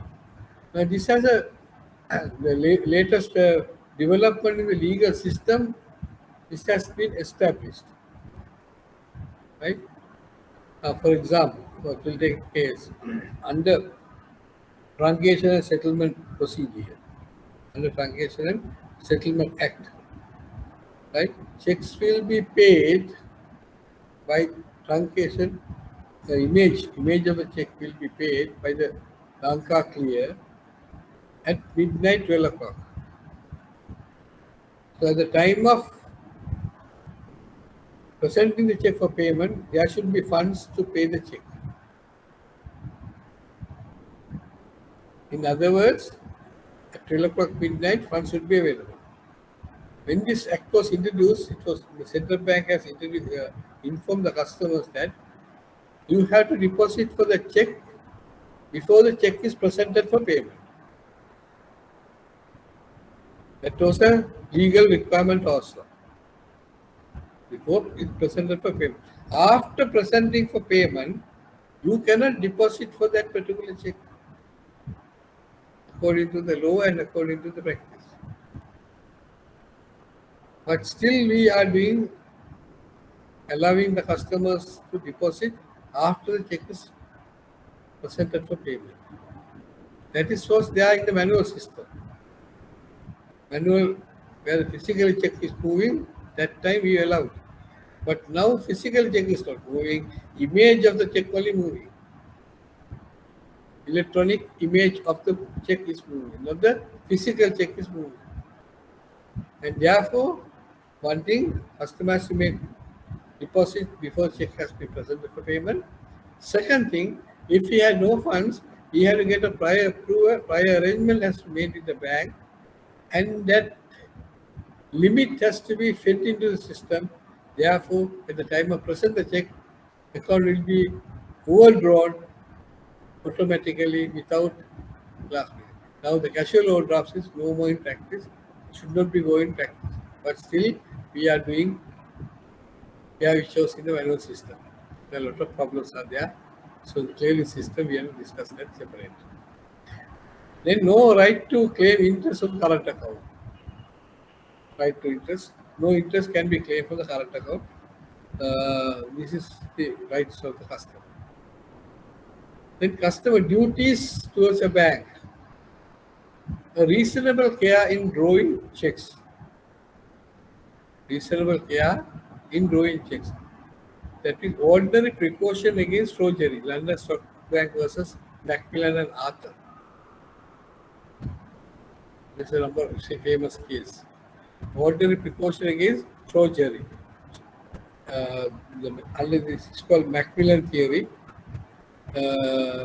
Macmillan principle called that is we should not allow space between the amount and figures to make a forgery. If in customer has written a check, allowing in between space to write amount, word in figures, and check can be altered so that the forgery be taken place.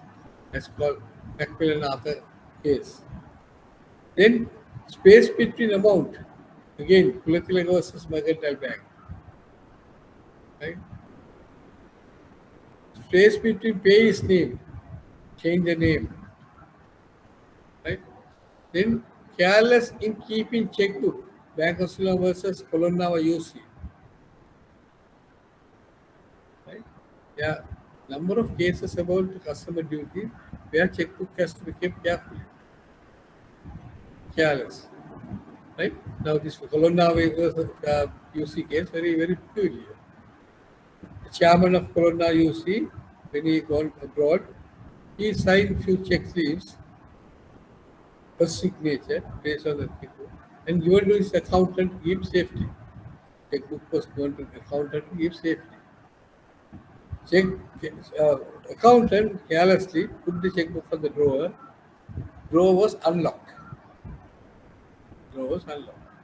When the worker came on cleaning the desk of the accountant, he found the drawer is open and checkbook was there, and check was signed. He removed check leaves, and he forged counter signature and took money. He forged the signature of the accountant and took money. When the Colonna UC filed an action against the Bank of Ceylon to recover this money, bank proved that this forgery was happened due to carelessness of the drawer. That is the Colonna UC. So therefore, bank is not liable to pay. So the judgment given in favor of Bank of Ceylon. Similar case, customer not liable for fraud checks. Macmillan case.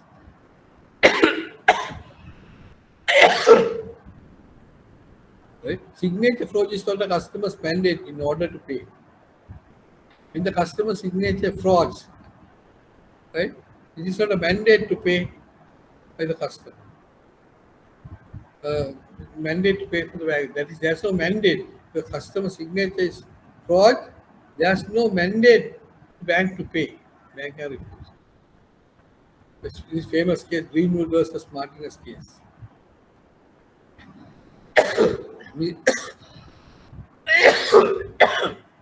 Mrs. Martinez put husband's signature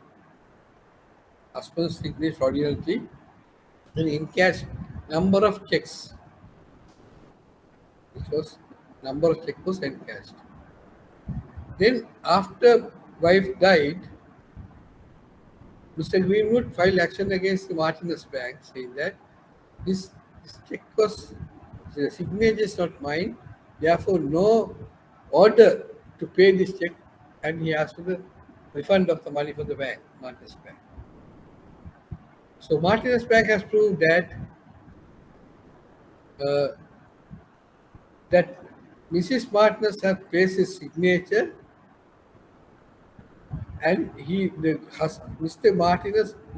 Greenwood knew that customer was the wife was forging his signature, but he didn't inform the bank. Therefore, the principle of estoppel is established there. Principle of estoppel is established there. Therefore, bank is not liable to pay back that money. So there are duties towards the customer, duty to the bank. Inform any changes immediately to the bank. That's one of the other requirements. And duty to disclose any forgeries in the bank, as Greenwood versus Martinez. That's what I just mentioned there. Then sufficient fund must be available in his account to meet the whole check. True versus Duckworth, Jokinson versus Swiss Bank Corporations. Right? Now, I told you there's a legal background for this. Funds must be available to meet the whole check. So decided good Jokinson versus Swiss Bank Corporation case. The case is very long, very old case, but still. So we have option grant a TOD, that is prior to issue the check, customer can ask for a TOD. Or bank has to dishonor the check. Funds are not paid for the whole check. Bank has a right to dishonor the check. Right? Then issuing a check without funds is a criminal offence. Section 25 of the Debt Recovery Act number 2 of 1990. Under Debt Recovery Act number 2 of 1990, issuing a check without funds or countermanding a check, making a stop payment of a check without funds is considered as a criminal offence. Breach of trust is a criminal offence. Section 25 of the Debt Recovery Act.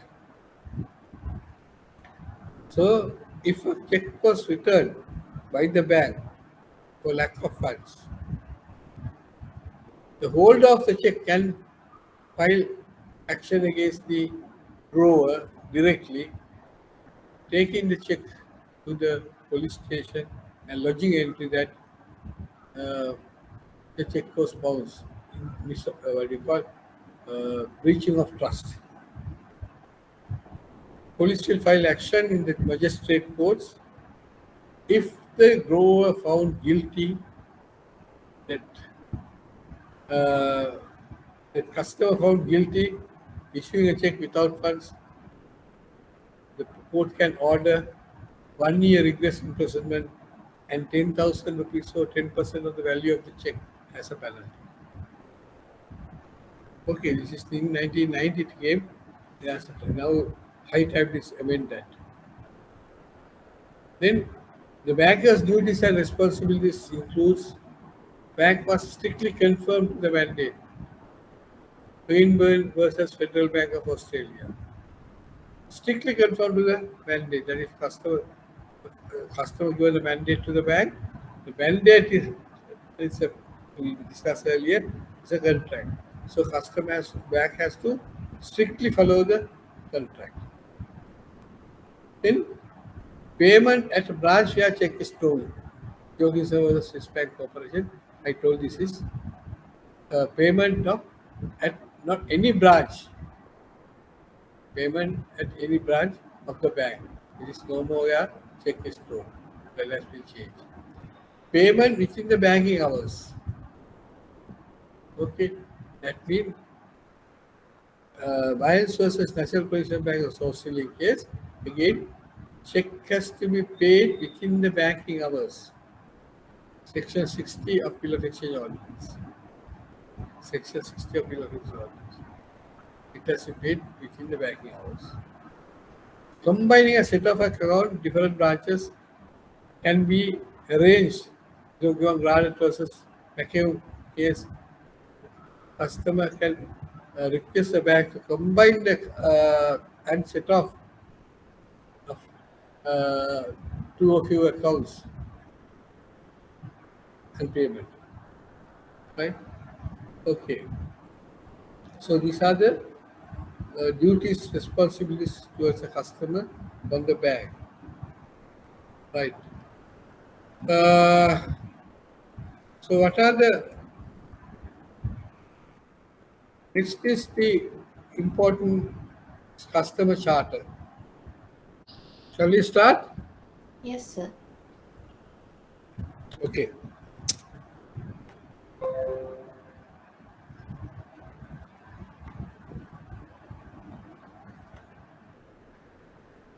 Next is we are going to discuss about the customer charter. That is, customer charter is the central bank guidelines or directives issued to the banks with regard to the duties of the customer, responsibilities of the customer, also duties toward banks to the customer as well as the customer's duties to the bank. Both sides. What are things to discuss? What are things to be has been incorporated for our attention. Now, central bank the press release in this. So press release put in newspapers that in waiver of the safeguarding the interest of the bank customers, building up a healthy relationship between customer and the banks, healthy relationship between the customer and the banks, and thereby ensuring customer confidence and stability in the banking sector. These are the objectives. Healthy relationship between the customer and bank, building healthy relationship, and customer confidence and stability in the, towards the banking sector. Central Bank has issued a direction mandating customer charter to be followed by licensed banks, licensed commercial bank, licensed specialized bank. Such directions will be effective in 6 months' time, and the key requirements to be fulfilled by the bank are set out in the chart as follows. Let us see what are the customer charter. The customer charter represents providing factual information to customers. Example, Description of the product services, providing factual information to the customer. The customer comes and asks for information about the product, the correct picture has to be given. We should, if you found guilty for misdirection, customer can go to ombudsman and lodge a complaint against us. It will be ombudsman will try to that and then some sort of a penalty may be imposed. Description of the products and services. What is the product? What is the service? Financial and other benefits, fees, charges, commissions, interest rate, etc. What are the charges? There should not be any hidden charges. Okay, according to the customer charter, bank has divulged information about the what are the fees going and charges and what are the commissions going to charge and what are the interest rates. Procedures to be followed, major terms and conditions are complaint procedure to be followed, right? And what are the what is the procedure steps involved? Major terms and conditions that to be incorporated in the customer charter. Complaint procedure and relief. How to make a complaint? There should be a book to customer to write a complaint. There should be a box to customer to put the complaint into a box. Likewise, what arrangement you have made to allow the customer to make a complaint, and how you going to give the relief to the customer. How you going to investigate into the complaint and try to relieve. Restriction on accounts and transactions. What are the restrictions on accounts and via transactions? Compensations on premature withdrawal or termination, or cancellation of product services by banks or by customers. Premature withdrawal. If it is a deposit, term deposit, what the compensation for premature withdrawal or the compensation or the what you call it, how much premature withdrawal charges be deducted or cancellation of products serviced by the banks or customers. Now, for example, if the customer comes to get a facility and he want to get a leasing facility, it's the duty of the bank to explain the customer what is looking at the customer's need, what type of products are there in the bank to help you to get that facility, and what are the advantages and disadvantages in their products. So for example, customer wants immediate money, right? So he does not need asset, but he giving his asset, he not giving asset, he is selling his asset and subsequently get the same asset on a rental basis. Now, the transaction is called buyback transaction, and the information about the factual position is that the amount, how much has to be paid, how long it has to be paid, what is the position if the customer want to cancel the contract in between, agreement in between, how it has going to appear, how much of penalty charges, early settlement charges. Likewise, this has to be informed to the customer. Then your customer will decide whether to accept the product or not. These terms and conditions are very important. Sometimes we may find that even some bank officers does not have an idea about this product and their features of that product. Restrictions on accounts and transactions, then compulsion of premature withdrawals and termination of cancellation of product services by the bank or bank customers. Procedures to be followed on foreclosure of properties. When you try to get a property of a customer, seizing a customer's property, what is the procedure? That procedure has to be clearly intimated to the customer. the prospective borrower. In the case of a default, how many installment before we take action and what is the action you are going to take. Likewise, we have to get the details. Then second one, providing information language preferred by the customer, it is single, Tamil or English. In what language customer required the information, in that language you have to produce it to the customers. Then assisting customers to fully understand the terms and conditions of products or services. Explain, these are the terms, these are the conditions. And the customer to come to the agreement that. Right? Till the customer understand, you explain the terms and conditions related to that. Providing factual information to customers in all advertisements, in any media and promotional materials, and further clarification or information on those advertisements if required. Now, sometimes the important factor is uh, most of the instances, the marketing people, specifically marketing companies, when they prepare the advertisement banners, posters, try to sometimes may try to misdirect the customers. Certain informations are and has a different meaning, different way of putting across the idea in their banners and all. So that has to be avoided. It has to be given very clear picture about the product information where customer can understand it easily. Right? Displaying information such as interest rate, foreign rate, contact details of the financial ombudsman, banking hours and holidays in the head office, branches and other banking outlets. Now, this is of course most of the banks have been carrying out and are doing that. Displaying information such as interest rate.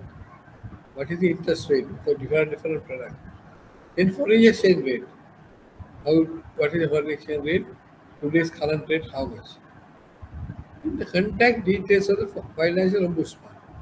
What is the address and the telephone number of the financial ombudsman? That also has to be published.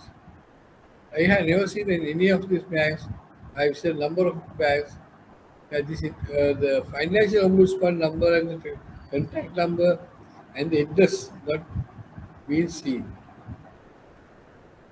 According to the central bank guidelines, it has to be put in the notice board, right? Banking hours and holidays, of course, that we are doing that in the database branches and the banking outlets. Improving customer awareness on financial products and services. Description and the details of the products, financial products, the bank offering to the customer. Full description has to be, it should be in the actually should be in the public area. Protecting customer from any harassment, abusive debt collection practices, disclosure of personal information to others by agents appointed by the bank. Now, this is one of the very important factors where sometimes, or some number of times I have come across this uh, this, this is our bankers are dealing with customers in a manner which is not conducive according to customer charter. Protecting customers from any harassment. We should we have to protect the customer from other harassments, but we are doing harassments. We are doing harassments. Abusive debt collection practices. What is this? What is this? This is very commonly happen when you go for recovery for a customer's place, customers. You divulge about the loan and the loan details in public to the customer. That is prohibited. That is prohibited. You cannot divulge information about the customer publicly. and abusive debt collection methods. සල්ලි දුන්නේ නැත්නම් නඩු දානවා. නඩු දානවා. එහෙම කියන්නත් අයිතියක් නෑ අපිට. It is called abusive debt collection. If you threaten the customer that you will be taking the courts, customer have right to go to ombudsman and file action against you. Okay, so we have to be very careful about using the words to the customer. Yes, customer has defaulted. Customer has fraudulently done certain things, but we don't have any right to abuse, talk about the customer. We have to keep in mind that. Then disclosure of personal information to others. Make a clear order by agents of the bank.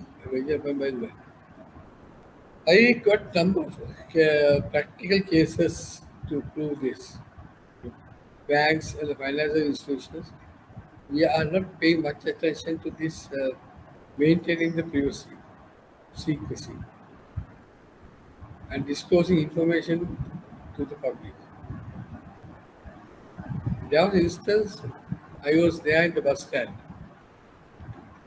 to get into a bus, in just front of a big bag. Two staff members, girls, came wearing the bank's t-shirt to the bus stand, and they started chatting.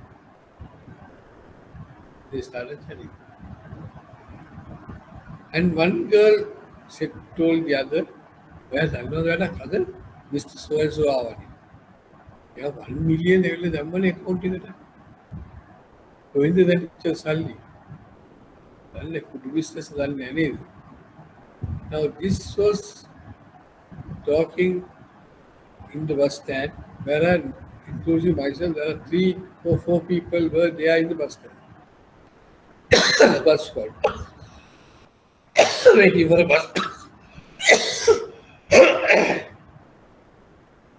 To see, including myself, there are 2, 3 or 4 people were there in the bus called, waiting for a bus. Now this girl was little louder, telling to that other girl. Now we overheard the conversation. Now what will happen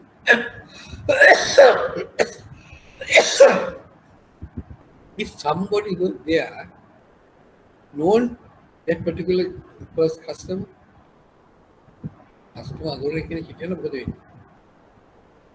either he goes while telling that about you, this special disclosed information to the public, and this is what he told, he can immediately file action against you. And immediately file action against you under Bank Act number 3198.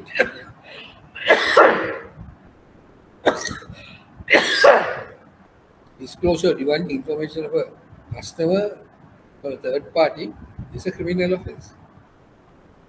If he is found guilty by the court of magistrate court, what's the penalty? 3 million rupees penalty and 3 years rigorous imprisonment can be enforced. The bank officer who divulged the information about the customer. So it's a serious case. These new girls, new boys who joined the bank recently does not know about the secrecy, maintain the secrecy of the bank. They are agents appointed by the banks, Universal Bank. There are one more instance, he said, this type of divulging information I came across recently. When you disperse some documents, throw some documents which has been incorrect or incorrect, you throw it off. When you put it in the dustbin, in the evening, the cleaning people will collect all these papers and they take the papers to the Pattarakale, Pattarakale and sell that for few kilos. And this Pattarakale, what they do, they use this paper to make paper bags. There was instance, one of the bank statements, half printed Says bank statements was disclosed, and this has been used to make paper bags. And one of these paper bags coincidentally gone to a person of enemy of that particular customer, whose the statement has been used for making paper bags. So that he got the document, and what he did, he filed action against his customer that he is bankrupted. Proof document, he gave the bank statement, after printed bank statement. So it was found that bank was guilty for dispersing or throwing out these papers without shredding. So all the documents in the bank has to be shredded. You can't throw the papers as it is. Then personal information by the bank. Then assisting elderly, differently labeled or customers, differently labeled customer with low financial literacy to have fair access to the banking services. Now very carefully handle this one. Although in the customer charter says help the elderly or differently able person, differently able mean, yeah, disabled people to or with the low financial literacy to access the banking services. Now you have to keep in very important things, specifically tellers in the counters. We should, and also you were told those days even any person in the bank should not fill any form for customer. Should not write any letter on behalf of a customer. If you use those type of activity, if something happens adversely, the customer can point out that we are responsible for signing such instances. Okay. Assisting elderly able customer about literacy. Now, for example, you find an old lady coming to fill up a withdrawal form. We should not go forward and write a withdrawal form. We'll ask direct the elder lady to somebody else to fill the form. The withdrawal form. Even giving the security people, although they are outsourced, is not correct. It is complete outside the main written. So any example, if a withdrawal slip has written and customer asked for 10,000 rupees, he saw the balance is 20,000 rupees, he write for 20,000 rupees and given. When the money is given, he had taken the money 10,000 and gone. The second day, the lady comes to withdraw money was still there. To see if he stayed again, this was to inform the customer. Customer said, no, Mama, leave it. Dada, liani ki. Ogula nama visitali agiriki. She is under the impression that we had taken the money. Once opinion or idea comes up to the mind, it is very difficult to shake it off. एक अभी बता दिया करना.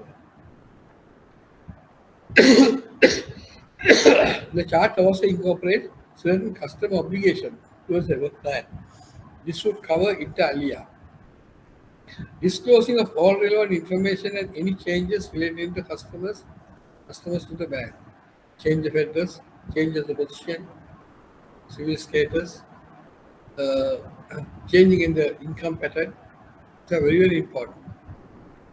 Disclose of all the relevant information. Any changes is very important. Customers should inform the bank. Then acquiring full knowledge and understanding of the products services offered by the bank before entering into a contract. Acquiring full knowledge and understanding of the product services offered by the bank before entering the contract. So it is the duty of the customer to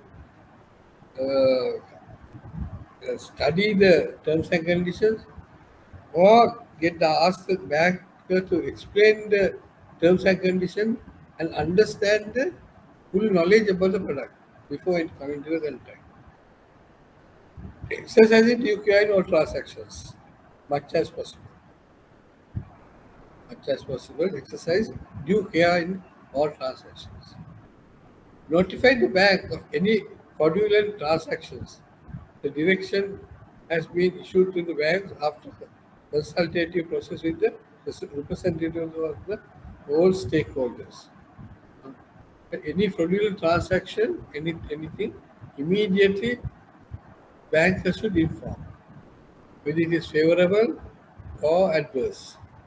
Sometimes adverse transaction may report, any favorable transaction will not come forward. If the banks overpay the customer, he never comes. But he underpays the customer, he come and complain always. Okay. So we are keeping under the customer should not do that, but most of the customers are doing that. The customer data can be accessed through the website of Central Bank of Sri Lanka, which is published in the executive.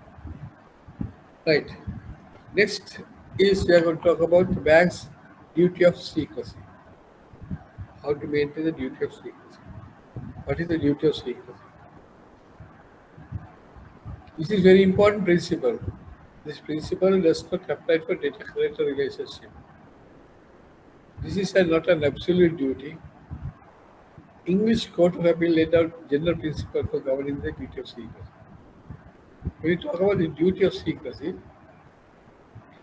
all the bankers, all the even finance companies, specialized banks, all the employees are bound to follow the duty of secrecy. This duty of secrecy in the general public, and it is very important principle. Right? When this principle does not apply for data-creditor relationship, but you can provide information about the debtors to the third party. Okay, this is an absolute duty because in certain instances the duties have been accepted changes. So, what are the instances English Court of Appeal has laid down to where not about the duty of secrecy? Is the most important case called Ternier versus National Police and Union Bank of England Limited. It's a very important case law. Ternier, we say Ternier case. We call this duty of secrecy as Ternier case. Under compulsion of law, you may divulge information. Under the compulsion of law, there are a number of acts and enactments there. Under that, you are authorized to disclosure the information to a certain party, not to third party, a certain party. For example, Section 112 of the Inland Revenue Act. Under that Act, if the Commission of Inland Revenue requests for certain information, we are compelled to do that. Okay. Similarly, Civil Procedure Code, in Judicial Act, like there are a number of acts where the police officers can ask for certain information. Right? Under compulsion of law, we may be able to give it. Then public to the duty of the public disclosure. Now this is very not actually very practical or publicly applicable. Public disclosure, giving information to the public. And then remember certain information about Shirani Bandar Naik. When the Shirani Bandar Naik's case came up, right? The account balances were publicly disclosed. Publicly disclosed. Right? So from where the information they got, nobody knows. Even now you find some in the Under Kumar Nagar, public disclosure about certain information. So the, what do you call it, the most beautiful part of it, affected parties are not challenging that. That means they accept that. Huh? Like, in the interest of the bank, we can disclose information. In the interest of the bank. That means the customer defaulted to courts, we can, without requesting by the courts, we can divulge the information.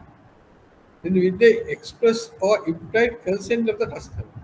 If the customer given the consent, it will implied or verbally to give information. As most of the time will take the consent of the customer as a written document. Now this is the worldwide international uh, concept of duty of secrecy. What is the position of Sri Lanka? Now the duty of secrecy we call as Sri Lanka we call as the position of Sri Lanka in relation to bank's duty of confidentiality in banking. Section 77 of the Banking Act of 30 of 1988 provides provision to reveal matters related to the customers. Section 77 of the Banking Act giving authority to the bankers to divulge information about a customer. Okay. By court of law. By court of law, we need, if we given an order to the bank to disclose certain information, so bank has to carry out that instruction carefully. Now, for example, if bank the court has given order to disclose certain information about a customer, that particular information only we should give. For example, if a court's asking operations of the current account and the balance of the current account of that particular customer. So we give only the current account operation. We should not go and tell the courts that he has another account in under this name, or he's having the same name account, savings account, and it has a balance of so much. We should not give those informations. Only what asked by the courts. Court is asking under the compulsion of law. The court is asking. Right? For example, if any information called by the courts, the court will quote that under section such and such of the such and such law, order is given the bank to divulge the information. So that's a legal backing for the court of law. Okay. Then it comes to court of law, uh, other other legal institutions also falling under this category. Under Inland Revenue Act, under Custom Duty Act, under some more such type of acts are there where the police officer can request for information of a customer. Now, what if a police officer comes to the bank in the uniform and asking certain information about a customer? Can you give that information?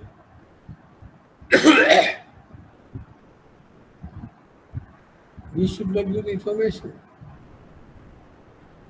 We have to ask under what law, make a request, written request, under what law he is asking this information. Under the Civil Procedure Code or under Criminal Procedure Code, in what section he is asking. And that particular information should not verbally given, should be given as a written document by the bank. Similarly, if the police want to come in for investigation or fraud, so police want to check certain documents, especially loan account and balance and all. Can we give? So we had to ask for the authority. We had to ask for authority and keep that authority in a documented file. Second instance is divulging information by the customer's request. by the customer's request, information can be given. Information can be given. So normally, when we wanted to get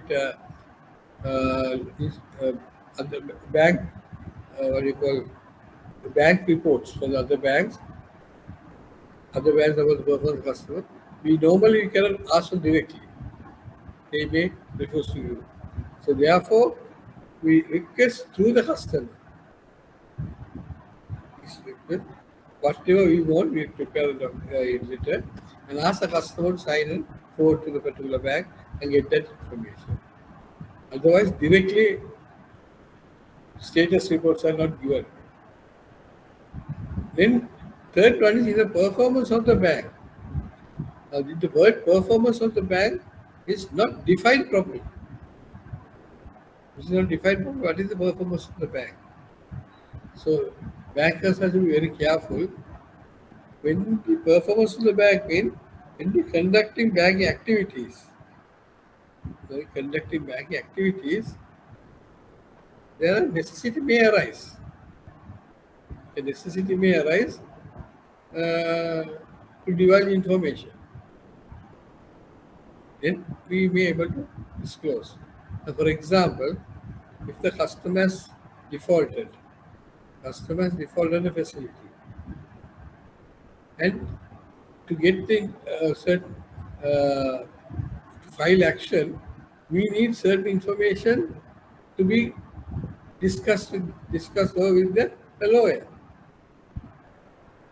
right? Our legal officer, legal consultant. So that is that is maybe considered as a performance of the bank, discussing that information with the legal officer. Okay. Then uh, under section 78 and 79 are also dealing with this. Under common law, banks are liable for breaching of duty of secrecy. Any officer of the bank who breach the duty of the secrecy and who knowingly and willfully discloses or divulges confidential information of a customer will be guilty of an offence and will be liable to, if convicted, to a term of 3 years and the fine not exceeding rupees 1 million or both. Section 79 of Banking Act No. 30 of 1980. Now see the repercussions of divulging information. Repercussions of divulging information. We cannot divulge information of a customer or any third party, any circumstance. Now, when divulging information, this is the legal side. Is there any other matters? Can divulge maintain duty of secrecy? Yes. In your service agreement, there's a clause. All the banks, when they sign for loan service agreement, see the last page. There's a clause that you are giving an oath that you are not divulging any information of the customers to any party. So that oath you are given, oath of secrecy, called oath of secrecy, in your agreement, service agreement. So if you are found guilty of disclosing the information, what will happen? What will happen? Hmm? You are under this, before you go to the acting in the Banking Act No. 30, internally you will be immediately dismissed. No inquiry, nothing. Why? If you have proved that you had given some information for third party and proven that, and then violation of service agreement, immediately your services can be terminated without any inquiry. This is the important, so you have to understand. So it is the duty of secrecy should be in our bloods. Okay, there were certain instances, cases we came up about divulging of information in the current practice situation. Those days, of course, we had the ledger system, ledger and the counters were the and the famous case, the British case, that information was given uh, customer was asking about balance, his balance, and the bank officer was telling the balance in louder. Yeah, owed by one of his debtors. And he filed action that his customer has no money to pay his loan, and he quoted balance at the bank at that date. The bank found guilty, the bank is liable to pay penalty as well as the damages to the customer. Now, in the present situation, we are seeing some customers coming and asking the counter, asking for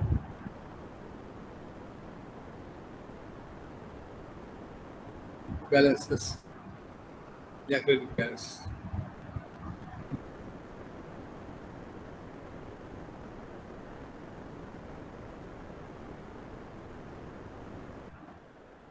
And in a number of instances, the newcomers, the new recruits to the put in the counter, when the customer, when a person, most of the third party presenting a check, funds are not sufficient. Funds are not sufficient. Then the check is given back to the presentator saying that salary money, salary money. So there were instances, there are two cases I quote you. So one of the instances, the third party asks, කොච්චර විතරද? පොඩි ගාණක් විතරක් පොඩි ගාණක්. Then he asks the amount. So around this amount you deposit and you can cash a check. So he deposited that money to the account and cash a check. Okay. The drawer, owner of the check, came to know that the balance was given to this person and he deposited the money back and the difference, and he proved that information was given for third party and bank clerk found guilty for that. The similar incident, right? The third party who presented the check of collection, it was funds were not sufficient. Even now, most of the banks, the funds are not available. The check is just given back to the presentator. It's completely wrong. You cannot return a check without check return remarks. ඉතින් ලොකු වැඩනේ පොත්වල ලියාගෙන අතුලේ දාගෙන A class B class අරගෙන බොහොම simple over the counter සල්ලි නැහැ කියලා දෙන එක. This is completely wrong. You can return a check without a remark. Now tell, for example, if you given back the check to the customer without saying that the deposit, the presentator pay without funds, it's a third party.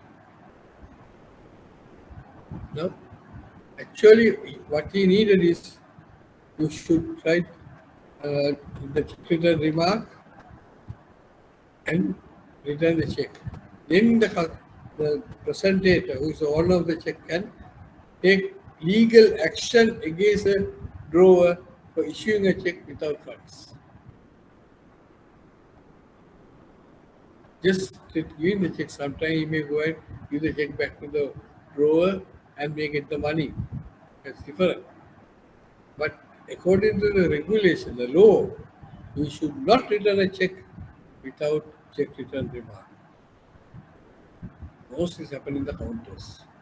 The new clerks, new tellers who are at the counters, they are not understanding the gravity of this. Okay. Then without a check return remark, you cannot take action. You cannot institute action in the courts. Right? Anyway, so now present question is, if the customer coming, not customer, the third party, right, coming asking, the customer comes to the counter and asking the balance. What is the procedure you have followed? Right? Now, When we were working in the counters, we had a small note papers. We had a couple of for the Mundani, we just scarcity at so we used to get the envelopes, cut it in small pieces, and keep on the table. Right? Whenever customer comes and asks for balance, we give that small sheet, ask him to write down the account number and his signature. And we will take that and see and verify the signature, okay, and we'll check for the balance. Write the balance on the reverse of the or on the face of that small piece of paper and fold into 3-4 foldings. That will be given to the customer. There nobody can see the balance. This was the practice we had. Good practices. But today, no one is bothered about that. Till a case come up, no one is taking action for that. So the maintain the duty of secrecy, one side is illegal, other side is a offense under your service agreement. So you can be disciplined dealt with by this internally. Okay. Right. Let us discuss about what is the termination of the duty of secrecy. We have a number of options to terminate the duty, customer bank relationship, when the customer at closure of the account, either by the bank or by the customer, close of the account, our duty of secrecy is over. But for 6 months, we cannot divide any information under prescription only. When a customer is declared as a bankrupted, what is bankrupted? If the customer's liabilities are more than their assets, liabilities are more than their current assets, then the court may decide that he is bankrupted. When a person bankrupted, his contractual capacity is terminates, withdrawn. So you don't have a contractual capacity. So therefore, we cannot enter into any agreement or any contract with that particular person who is bankrupt. So therefore, it's important to go through the newspapers. Very important. Getting information on the newspapers. Where such cases are appearing as court orders. As court orders. Then death of a customer. The duty of secrecy is over. Because in the death of a customer, the contract between the customer and the banker is getting terminated. Okay. Right. So let us just go through what are the legislations have a direct impact on banks. Some of this is long time before I prepared this. The law, what are the legal structures we discussed in the first slide. What is the legal changes? What is the legal system affecting our banking? Now these are directly or indirectly have an impact on the activities of the bank. In other words, we should aware at least to a certain extent what is in these acts, specifically most common areas, customer relationship, account opening and maintaining, such a Bank Act number 30 of 1988 is a 1988 the Banking Act was introduced. So they are given a lot of legislative direction about the conduct of banking business. In the Monetary Law Act of 58 of 1948, where the central bank has established under this law. And under Monetary Law Act of 58 of 1949, the central bank has empowered to issue directives to the commercial banks as well as any institution, financial institution in the country. with the interest of stabilizing the economy, stabilizing the price levels. Then Civil Law Ordinance number 5 of 1852, which is introduced by the British in 1852 to introduce the English law in Sri Lanka. Establish English law in Sri Lanka is the Civil Law Ordinance has been introduced. With that, all the transactions dealing to banking, banking, international trade, insurance, import-export trade, then foreign currency dealings, all these are coming under uh,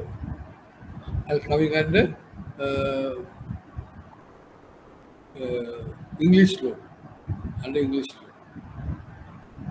The Bill of Exchange Ordinance of 25 of 1927, we normally call as the Bible of the bankers, which gives the uh, legal side to our checks and the operations of the banks, specifically payment of check, then collecting of check,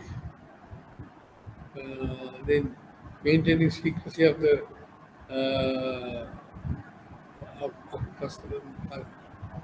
customers, as in the Bill of Exchange Ordinance. Then comes Evidence Ordinance number 14 of 1895. Almost all our documents are falling under this category. Almost all our documents are contracts are coming under this category, evidence ordinance. Because evidence ordinance is the ordinance issued. The evidence ordinance is used to establish a case. What ordinance we are what the what you call what evidence we are providing. It has to be covered by this ordinance. According to this ordinance, only that evidence can be provided. In Evidence Special Provision Act of 4 of 1995, which is the amendment to the previous ordinance, then Companies Act number 2007, 2016, anyway. Right. Companies Act that has a big indirect impact on banking activities. Identify the entity of the customers, with the company limited liability, what is the limited liability company, what's the roles of the directors, what is the customer due diligence, what's the customer due diligence and co- corporate governance, all are covered on this Companies Act. Okay. The recovery of loans by Special Provision Act of 1990, where parade has been introduced, yeah, to take the possession of mortgage property, take possession of the mortgage property without referring to court of law. It's called parade, without referring to court. So parade is not by selling by the auction. Most of the bankers, financiers, under impression that parade is selling by public auction. No. Parade is to take the possession of the mortgage property without referring to court as a definition. Then comes to Debt Recovery Special Provision Act number 2 of 1990, directly involved of filing action for recovery of bank loans. Debt Recovery Act making provisions for recovery of not only banking, any financial institutions. The procedure in addition, it is amended the Civil Procedure Code, Chapter 10. Civil Procedure Code, Chapter 10 has been amended, changed to file action in a different manner. It's called Recovery Act. Special Provision Act 42 of 1990, which was amended in 1994. Right. Then comes the Civil Procedure Code, number 2 of 1889, and Amendment Act 14 of 1993. Right? What is Civil Procedure Code? It is common to all. Civil Procedure Code is common to all civil cases. How to file an action in the court, civil case in the district courts. So, Civil Procedure Code is a very huge document. You can identify how to install a case, civil case as a customer. For example, under Civil Procedure Code number 2 of 1889, section or we call charter, chapter 400, 401, and 402, dealing with check returns. Dealing with a check return. If a check also lack of fund is an offense, considered as an offense. Under Civil Procedure Code, right? If a check is bounced, then action can be filed under Civil Procedure Code for recovery of that amount. Then the bank debit tax account is no more there. It has been removed in 2015. Then Credit Information Bureau Act 18 of 1999. Credit Information Bureau CRIB was established in 1990 and Act number 19 of 1990, and which is now very vital information center for the bankers. Because they are going to discuss about the uh, transaction of credit, issuing of credit, maintenance of credit, default of credit will be recorded in the credit report. Then bad conduct of a current account for customer, that also reported to the credit. And the latest addition in the previous, which is going to introduce the customer about the what you call score, credit score, how to set the CRIB will be preparing credit score for the customers. Whenever you request that report will be given about the customer rating, customer score and customer rating. Then comes to the payment and settlement system, Act number 28 of 2005, which is introduced the automation clearing system. The present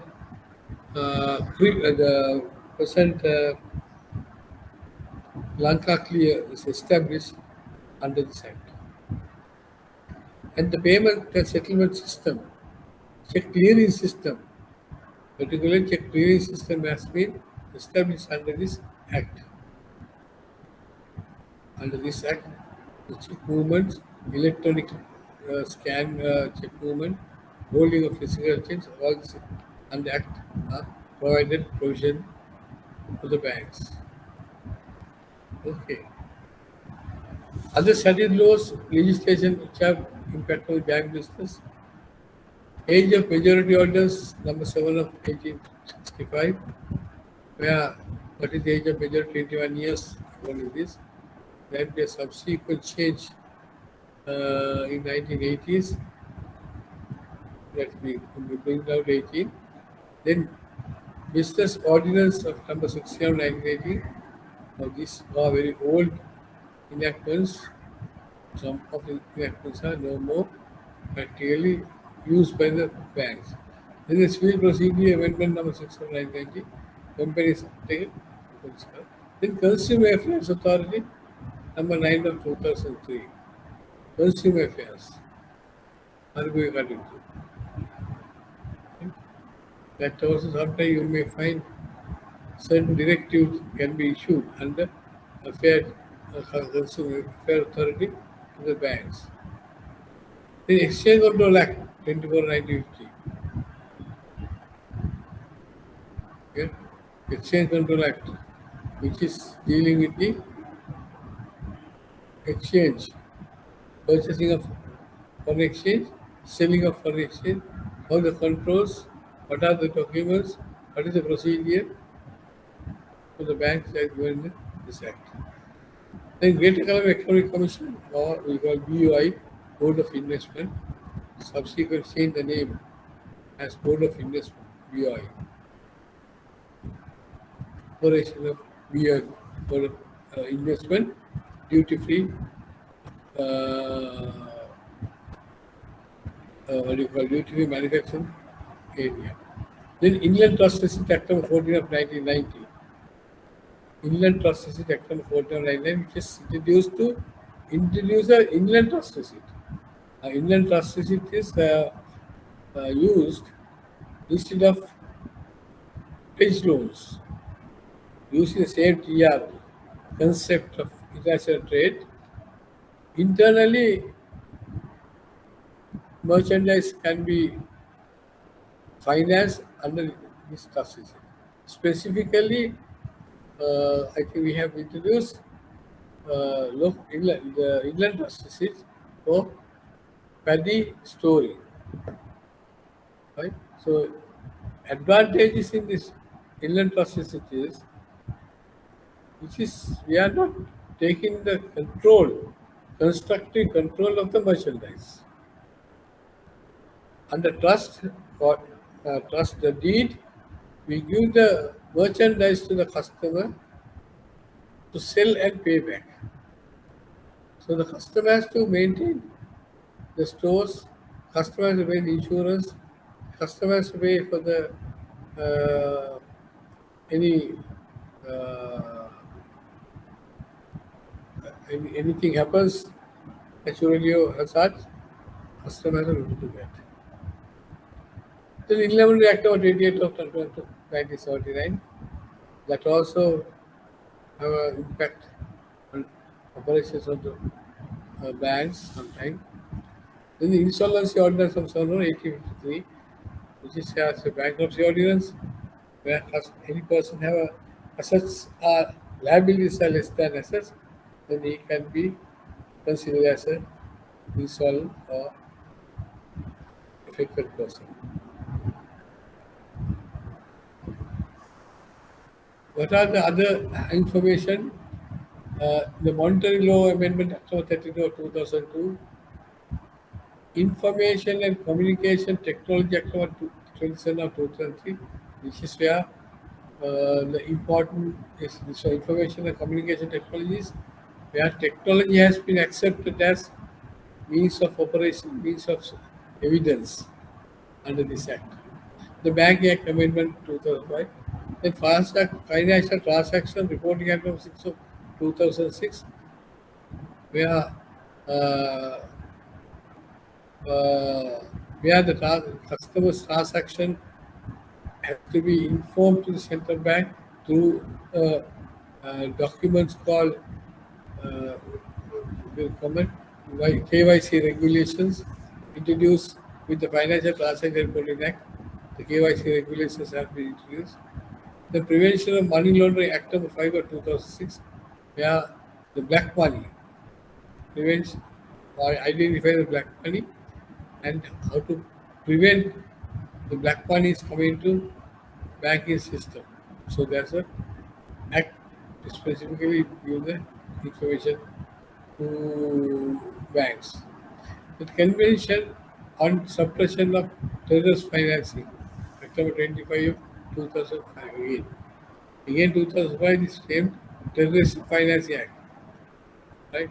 Terrorism financing and earning money out of that. So also black money. Payment and Settlement System Act 2002, Electronic Transaction Act number 19 of 2006, where electronic transactions, ATM machines and all other electronic devices used by the banks as well as in the commerce has been legalized under this act. So under this act, electronic electronic codes can be used as for the evidence given in the codes.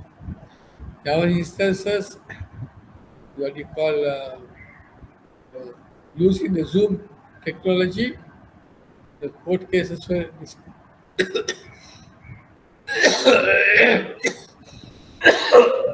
taken up. Then cyber crimes, Computer Crimes Act of 84 2001, Companies Act of 7 of 2007, then Intellectual Property Act of 36 of 2007, yeah, intellectual property, Buddhimaya, which is not tangible property, intangible property. Then Consumer Affairs Authority and Payment Devices Fraud Act of 30 of 2006. Okay, these are all inaccuracies in the case is appearing available for us under the two in our banking system, banking operations. Okay, that's all about today's session. So we discussed it today in the morning. What is the banking system and what are the banks? What is the present banking system? Uh, Branch banking system, and we discussed the branch banking system versus what do you call electronic banking. Electronic banking was the new future, but to be the banks without any building, how it could operate in the future. What are the changes going to accept in the future? Then we discussed the banker customer relationship in detail, how the bank customer relationship builds up, on the ongoing how the bank customer relationship changes, and what are the duties of the customer towards the banker, what are the duties banks towards the customer, what is customer charter, central bank guidelines. Then finally we discuss the what are the laws and enactments which are there, where it is having a direct or indirect impact on the banking activities. So therefore we started with that there's no what you call banking law or law related to banking. It is a combination or collection of both a lot of legal enactments and other legal systems, and where necessary, it has been taken into consideration. Okay, so next week we have another session discussing about opening of accounts, maintaining of accounts, and collection of checks, the payment of checks. We'll discuss it briefly next week. That. So thank you very much. Good night. Any questions?